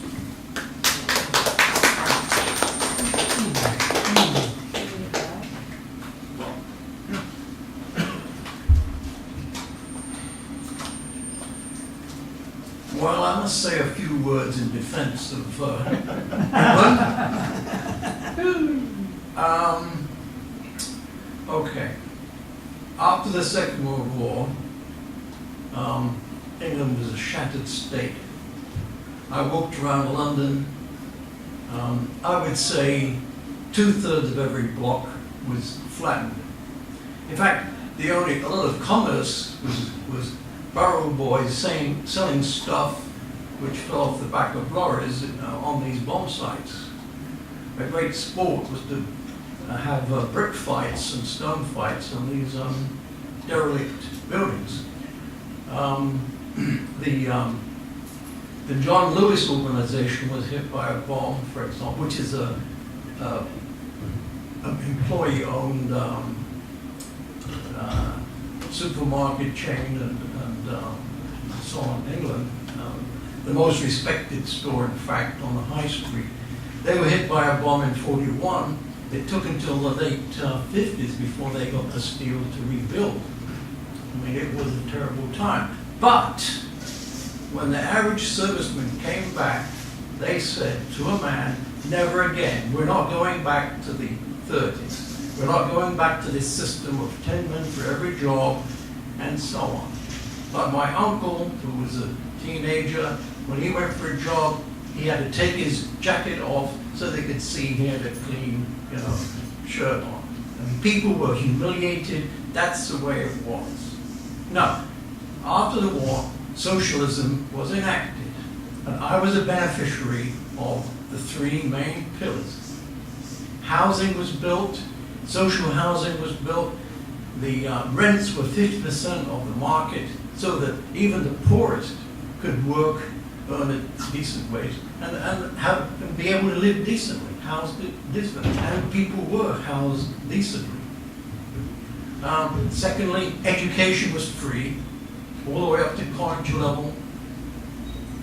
I have 3 degrees, all paid for. not many people went to college because they rationed it. So only those that could benefit went to college. But there was a lot of technical training. There was HNC and so on, which is Higher National Certificate. So people became electricians and carpenters and all the rest of it. That was common. That was the way it was done. There were companies would take on people for being apprentices. So kids could leave school at 15, join Rolls-Royce, for example, and Rolls-Royce would pay them, a low wage, but they'd be sent off to technical school. So that's the way it was. That's the way it was. Also, and so National Health Service. Now that was brought in, and that was free at the point of use. Now let me give you some numbers. In Britain, they spend about 8% of the gross national product on health. Everybody's covered. Here, they spend 18%, twice that amount, and we still have about, 30, 40 million people not covered. Okay, now, if you look at the real buying numbers, the actual, because America, is a richer company, it turns out that Britain spends about a third less than America does, per capita, actually, and covers everyone. And actually, because it's a national system, they have very good records. They know the effectiveness of drugs. They keep a record. So in fact, they have what they call the NICE committee, which evaluates drugs from these drug companies. And because they can deal directly with the drug companies, they control prices. So generally speaking, that's what keeps the prices down. Now this vast system in America, you and I know, you go to a doctor's office, there's at least 3 people behind the counter to work out, do you have insurance? If you do, they have about 5 different sorts of paperwork has to be filled in, And of course, since it's a for-profit system, of course, doctors are not above ripping everything off. Now, during the war, we actually, when the V2s hit London, my mother, my sister, and my granny, because of contact with my father, we went to live in what would be a billionaire's estate. Now, my uncle came back from Malta, and he had scabies. I caught scabies. Now, which could be cured with penicillin ointment. Now, this doctor came out about 3 miles from the nearest town, and he was ripping my mother off week after week, beginning like £1.10 a go. And I was never cured of it until my uncle came back and had a fit. So, a for-profit healthcare system, which is what America has, is disgusting. Okay? It's disgusting. On its very principle. A profit-making healthcare system which leads people, that sort of treatment is disgusting. Okay? And of course, it's very inefficient. So the system I have in Britain, National Health Service, is very efficient. Okay? Now, according to government waste, yes, you have to set up. In England, you have a government accounting office where they go into government spending, and they call, officials to account. Why are you spending this? Okay? Now, that's so. Just like in the private world, you have accountants and auditors. As Arthur Anderson was one. Of course, they don't always do a great job, as we know, okay, and fail. Well, the auditor's job is to make sure the books are on the up and up. And with the Sarbanes-Oxley law, the CEO has to sign that these books are true and fair, and put a name on it. And the same in government. Now, the first law of democracy is when we trust you, and you're our servant, and you're a public official, you work for us. Now, if you cheat us in any way in profit, you're gone.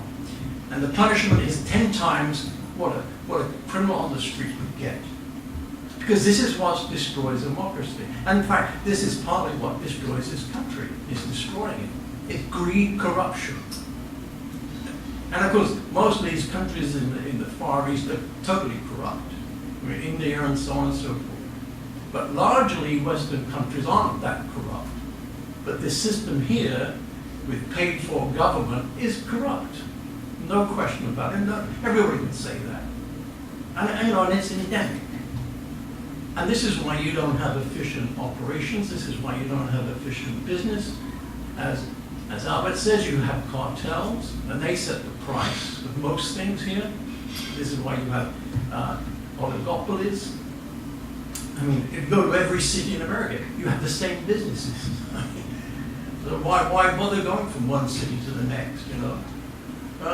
And you don't get innovation because you don't. America has not properly reinvented in itself over the years, and so you know, and so the corporations are rolling in cash. They've got the cash, okay, but they don't. They'd rather ship business overseas than invest here and innovate and use robotics and AI and all the rest of it.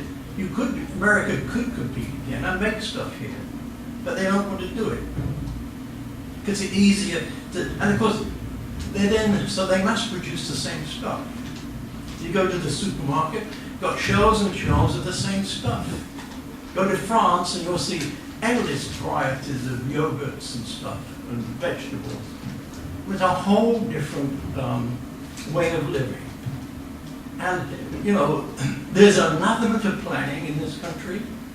Yeah, John spoke, you know, telling me about how wonderful the people of Houston were. Well, that never should have happened in the damn first place.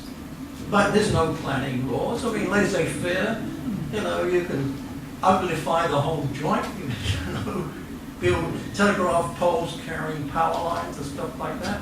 Billboards everywhere, you know, it's ugly. The place is generally ugly, you know. Because no one cares about planning or thinking, okay? Now, you know, when I was in engineering, you had to damn plan. You know, you couldn't make a product, okay, unless you planned it. And even in software, you know, there is a discipline called software engineering. It's not properly taught, and that's why you have complete overruns when people write software.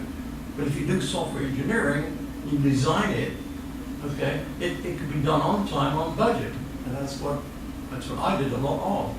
I made a damn good living in the end, you know. But so in Houston, if you build the city properly, okay, you had proper soakaways and everything else, then half the problem would not have happened. Okay? So yes, this country has anathema to planning, and it's got to get to grips with planning and making sure that you have an educated population, a knowledgeable population, and they used to be fair and balanced until Ronald Reagan did away with it. Remember that? There was fair and balanced on broadcasting because it's public airways. Oh no, can't do that. So we have all this rubbish pouring out of the radios and TVs all the time because it's not fair and balanced. So you have, and so this is why you have false news, fake news, and all the rest of it. So that's my rejoinder too. Things can be planned. It isn't anathema. I mean, you know, the governments are there to plan, and if you don't plan, it's a disaster.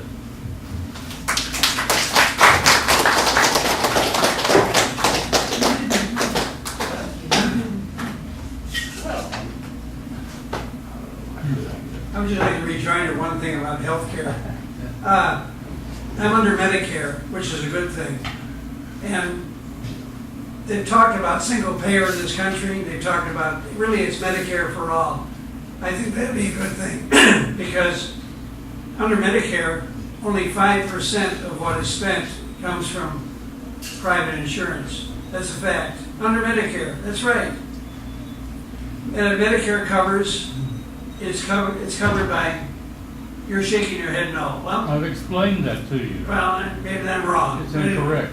It's incorrect. How incorrect is it? The government pays a company like Blue Cross 5% to administer Right. the part of the country that they oversee. Right.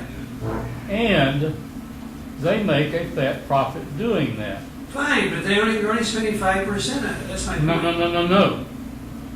The profit for that is the 5% the government pays them as a management fee plus the profit that Blue Cross, under a different name now, makes in administering the plan, which may be 25%.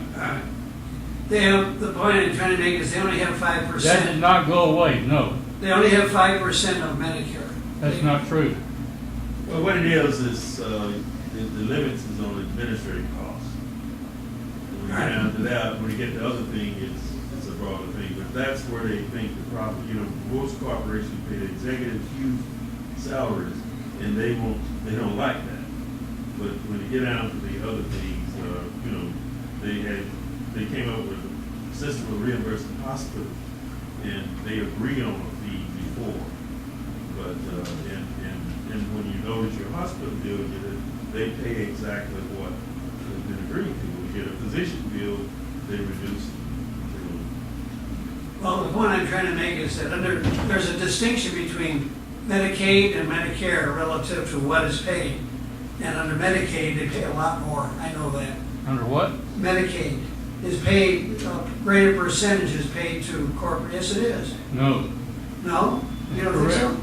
All right, well, this state, they don't pay anything for Medicaid. They don't have it. But Yeah, they do. Medicaid they have. They just didn't increase it. they increased the cost, they increased the cost of the private industry for Medicaid. Is that right? No, they opted not to raise the income level on people eligible for Medicaid. They left it as it was. All right, but my point is that what the government paid, what only health insurance, the health insurance industry is a greater percentage of the Medicaid cost than they do of Medicare cost. Well, Medicaid is No. probably the largest No. insurance. Yeah, And, but the states control it, what we call amount, duration, and scope of services. And they can limit it that way. And Which they makes limit it with the money they have, And Texas is the one that limits. more than anybody else. Yeah. Medicaid is the lowest payer for health care benefits of anybody, other than a vagrant who pays nothing. then I better shut up while I'm ahead. It's complex. It's complex, yes. That's what I said. Anyway, if Medicare, But he knows the financial as auditors, as Yeah. accountant, he works He knows. directly with that, that's all he works with. anyway, I better shut up while I'm ahead, so. Did you want to come up here and say something? Yes, you were Let talking me finish before. explaining what you're saying. I have to be prepared to talk. Well, I can no one make here sure is other prepared. people- I've given you this Say model something. before, I want to have my notes. and I'll probably do it again a time or two. Here's a simple model. Okay. You have a healthcare procedure, which if you walk in the doctor's office and say, I need such and such done, and I'm gonna pay for it, I'm gonna write you a check or put it on my card, it's $1,000 procedure. If a lot of the insurance companies have the coverage for that, and I am covered by one of them, they may pay the doctor under a negotiated agreement $800. Blue Cross is usually the best bargainer. They may pay $750, pay a little less. Medicare may pay $700. Medicaid may pay $500. It's a very complicated system. So guess what? The doctor cannot, and the hospital cannot, price their services as X and charge that. What they have to do is gamble and say, okay, we will try to take this many of these kind of patients and that many of those kind of patients, and when it all averages out, our cost for that procedure is $700, and on net, we collect $743.26, and we made a profit. But if you screw with that mix, you screw up the whole system. And the cold facts of life are the Medicaid premium that they collect for doing service for Tom and for me and for any of the rest of you who are retired will not support health care as it is. It don't pay $1,000, it don't pay $800, It don't pay $750, it pays less. And the healthcare providers, many of whom have already come out in the open and said, if you put this in place, we retire. Yeah, I've heard that. We retire. We are beating our heads up against the wall. And they will retire. So we have a complex system. It's a mixture of prices. It's not a car sitting out on the lot with a price tag of $24,375 that everybody's going to pay the same price for when they walk in and buy it. Some people may pay $30, some people may pay $18, and the dealership gets a net. And that's one way to look at it. It's a complicated pricing system that has evolved over a period of years. And when Obama stepped in and he tried to take that over and put it all under one plan, he was an uninformed fool. He did not know what he was doing. And it's screwed up. And that's why most of the insurance companies in most of the states have turned off the lights and shut down and gone home. And there are a number of counties around the country that have no insurance coverage available. So it's complicated. If you don't know what you're doing, you're likely to screw it up. So the answer is to get rid of the insurance company. Right. No. The insurance company is a blessing Right. because they compete with one another. And they all bargain with the healthcare providers in a different way. And if they weren't chiseling at Baylor Hospital and Dr. Joe Jones, then those charges would likely be higher. And if you have some bureaucrat sitting up in Washington trying to do it, it has no contact or any proximity to the people who are providing, they don't know what they're doing. Yes. You're talking like bureaucrats in Washington are assholes that know nothing that they're doing, and you're wrong. Most of us are very educated people that have been there. I'm not saying they're know dumb. what they're doing. And you're Obama saying- did Well, not everything pick you're up saying the is not true. HCA. He did Well, not. everything you're He saying is had not true. informed people that did something, and it's very similar to the one that Romney had already installed in his state that was successful. Massachusetts already had a high coverage level, and he jacked it up by several points, and that worked. You're right. Well, I give, mean, go ahead, I'm sorry, I'm out of order. But Massachusetts is not the United States. That's what I've said repeatedly. it doesn't matter. You still have to have something that covers everybody. West Virginia and California and everything in between, from Maine unto Texas. But you know Not what the to have it all. locals do it. You work out different systems for different If you states. figure out how to pay for that, that's wonderful. Oh, sure. See, one of the- Yes. Okay, in the back here, in the back, one of the pitfalls of this whole system is, I've talked to people about Obamacare before, and they're saying, well, what we need to do is we need to get the millennials into the plan, and we need to get them paying. Fat chance. They better. But you're They gonna get force sick them, and die. you're gonna force them by law. When I was in my 20s, I Yeah. bought Blue Cross and Blue Shield. Okay. And paid for it for 40 years before I ever needed it. And they're living in their mother's or their father's basement, and they don't have jobs. But And it they're really only ain't hard. alienated. Well, it covers them up to 26, and they can stay on their parents' That's house. not true. Most of us got jobs and right now they're living in high-rise Okay, well, you try to get the money out of it, it's not a reality for All they them. have to do is I, require. I think it's because they listen to something that sounds and they get greedy. Because the system is designed so that you will pay a little bit more young, and you'll pay a little less when you get old. And everybody gonna be benefited with it. The thing is, the Affordable Care Act does not cover everybody. It only covers those people who couldn't buy, and then it creates an opportunity for those people who was She wants to talk. made with a group, a small group that was too expensive. So what Yeah, you're that's what telling it the is. millennials is you're telling them that this is a new tax that they must pay or there will be consequences. That is compelled performance, and you're not going to get them to sign up for it willingly. That's what I'm That's the reason it needs to be a U.S. law. Okay, so you're gonna put people in jail because they don't have the money for insurance. No, you're not putting them in jail, it's just when they, you won't have a. Hello? You won't Is it have- my turn? Yes, it's your turn. Ladies, I've lived in 2 countries with universal health care.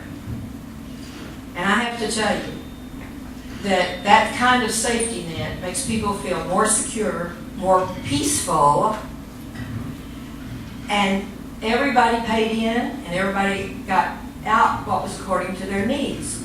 That is what insurance should have been about. That's why we call it Social Security insurance, right? So if we can do it for the whole country. I'm tired of people excusing the United States because we're too big for this. If we're such a great country, how can we be too big for it? What I have to say is when I went to these other 2 countries and I lived off their economies, I wasn't in the military or anything like that, I was living off their economies, I saw efficiency. I saw things taken care of that our people would never consider taking care of. Little old Costa Rica down there. I lived there 3 years. I want to tell you what they do. If you have children, and they have some people there who have a genetic thing that their jaw juts out, they wait till the child is full grown, they break the jaw, they put it back in place, and they do the cosmetic surgery that goes with it, and these people come out beautifully, and it's all paid under Social Security and cheaper than ours. I lived in Germany. I followed not only me, but I lived with very old people there. I followed them through their processes, and I have to tell you, it's so simple. They have one card. It's their Social Security card. And when you go to the doctor, you stick it they stick it in their computer. It tells them what you're there for. You take the card back. When you get into the doctor's office, you give him the card, and he sees what you're in there for, and he types all of his stuff into that card that needs to be from him. And you go to the x-ray place, and you get x-rayed with the card, and then you come back to the doctor after x-rays, and this all happened within 20 or 30 minutes of each other. And they don't have to wait for all these rumors we hear about how they have to wait for help. When I go to see a specialist, I have to wait 2 or 3 months for help. So what's the difference? And let me tell you this. I asked 47 people on a ferry in Canada, would they trade their health care for us? And they laughed. They said, if you think we'd trade for 1 second with the kind of health care you have, you're out of your mind. Because we have a safety net that secures for all of us. So if we all paid into Social Security, more than we're paying now, yes, but less than we're paying for insurance, then we would come out ahead.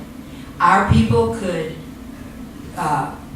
do like the other countries do to get offers and bids on the drugs so we could take the best deal, and we would not have to put up with what we're putting up today. I don't see why the United States can't do that for the entire United States. People say, but do it according to state. Well, that's like saying I live in this neighborhood in North San Antonio, walled neighborhood with 400, 500,000 and up houses, right? So my neighborhood is going to handle their health care better than the South Side that lives off of $40,000 a year.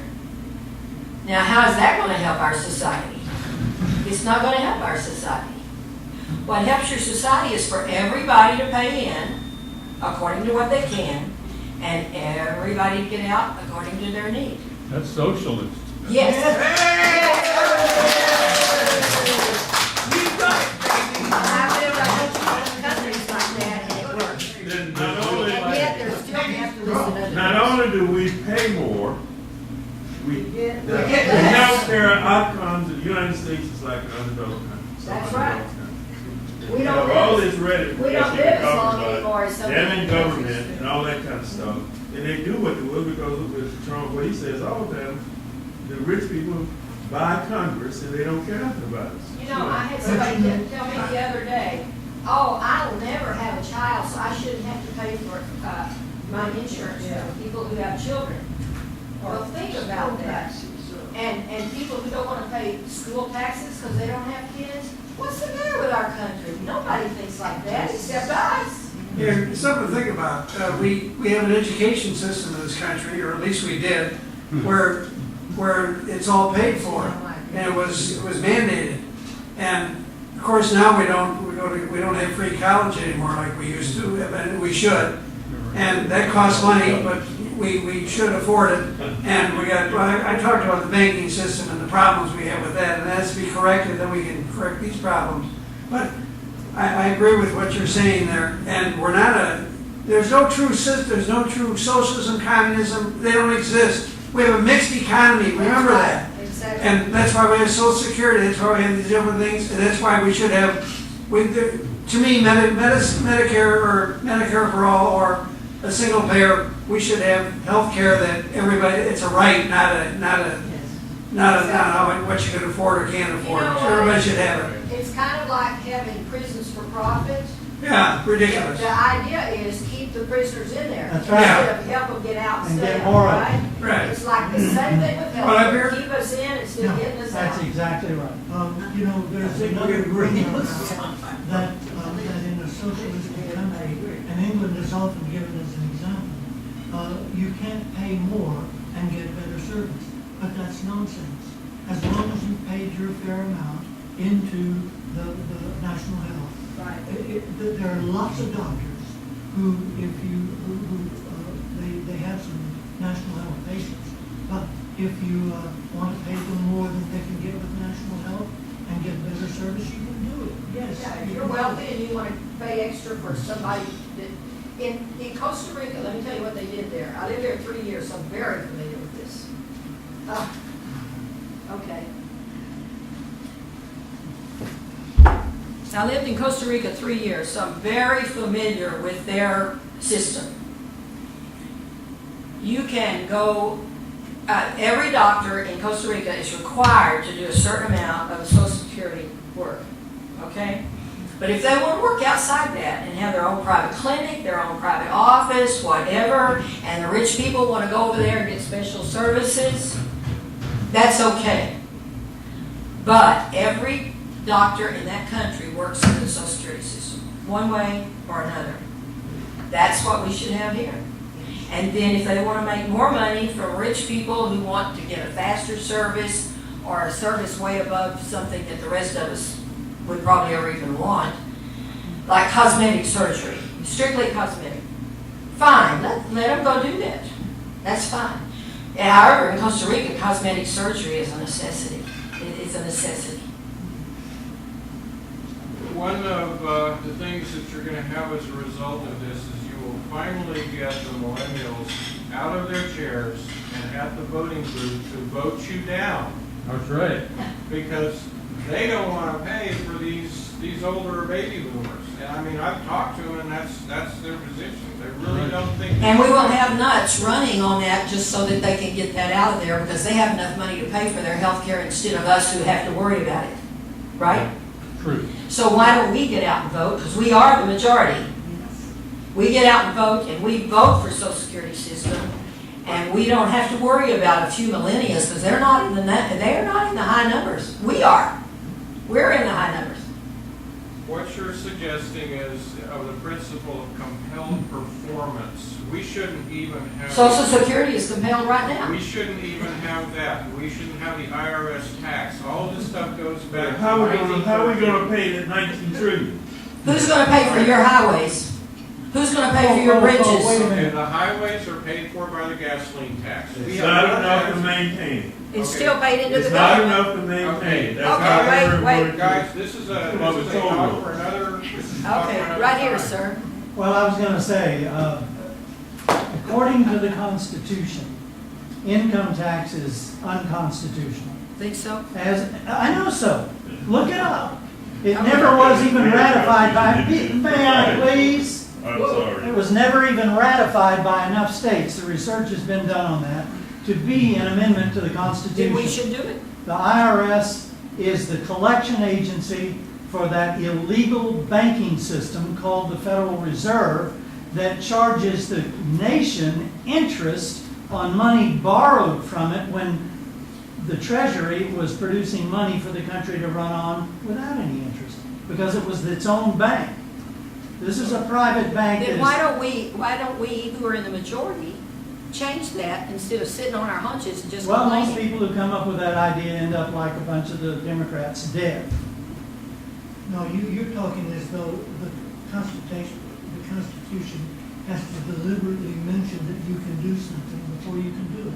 No, I'm not. The Constitution states specifically that the United States dollar is 1 ounce of pure silver and that there will be no income tax. Yeah, well, That's been That's overruled. been a constitutional amendment. It has. No, that has not been Well, you ratified. said in my indication it was ratified, Well, I know, because it but- cannot be a constitutional amendment that's I not have looked it ratified. up. Okay. Well, you can find people right here. Keep it down a little bit here. In the Bruce-Shaver decision, the judge delivered the determination that the 16th Amendment created no new taxing authority. And without the new taxing authority, it never did cover income tax. It covers excise. So why don't you not pay it and see what happens? Well, see, that's You'll the have thing. no bridges. That's you'll have no precisely, but schools, see, you're gonna do you'll the have same no- thing. You know what they That's not prosecute? true. That's not true at You all. know what they prosecute you for? Not failure to pay, but failure to file. Is that how they got home? See, the money's not going where you think it's going anyway. That's how they got home. It's kind of like, this is what I was talking about, is the American people are fundamentally ignorant of where their pennies are going. Most of And it if you is don't know, Then let's if you vote for don't- transparency.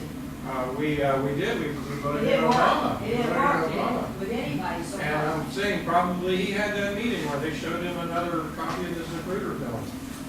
I mean, you know, people get into office in the presidency and you think they're By going the to do way, it. if y'all look at SMU's events, they have a deal coming up on that Zapruder bill. I mean, You know, I did I don't see even that. know what they're gonna say about it. I just saw it this. That is interesting. Look up SMU, and I think it might be the Right. Tower, is it the Tower Political Studies? But anyway, look it up, Okay. SMU, Zapruder, and I don't even know what they're gonna say about it, but there's gonna be a discussion at Well, SMU. what I'm basically saying is you don't need to handcuff our youth and get them into having to pay more for things that we need to really examine closely here. We need to dismantle this entire thing and take a real close look at it, find out where all the pennies are going, not the dollars, but the pennies. It'd And be once nice we if do we that, did. once we do that, maybe we can get to a sensible system for I everything. remember what the system was before we had some of I this. just want to remind you that it's, And, we're past 9, so Oh, it's let's about do time that. to I quit. don't wanna close on that. And, Yeah. Anyway, You want this? anyway, please, let's come again. I hope you all enjoyed yourselves tonight. And we got something done. Open forum for discussion. And, we'll see you next week, hopefully. We'll have a real speaker It's here. great. Now, one thing we're missing And it doesn't matter. is the ropes and the This boxing is all I gloves. do. We didn't have any boxing gloves. Well, you follow the rules. Yeah, Must be I don't know controversial. what your email is, but I always pay attention. I have this bookmark on my computer, so I know what's in it. This is my third time. I usually sit back and forth. Yeah, well, thank you. I love it. Thank you This for is what I coming, did we love it. before. I didn't go to law school for nothing. Anyway, thank you for coming. We love the controversy. I do too. Thank you. Yes. It's supposed to be me. If we don't do anything controversial. Yeah, we did it. No, that's true. It was good to get the ball rolling back. So I did. What I recommend to people is to get hard travel. That's the problem. Yeah, you know, Mark Twain wrote a whole essay on that, didn't he? Oh, it's a difference. Calvin, thank you for your comments. I really enjoyed it. I enjoyed yours too. I enjoyed yours. Okay. I still love this stuff.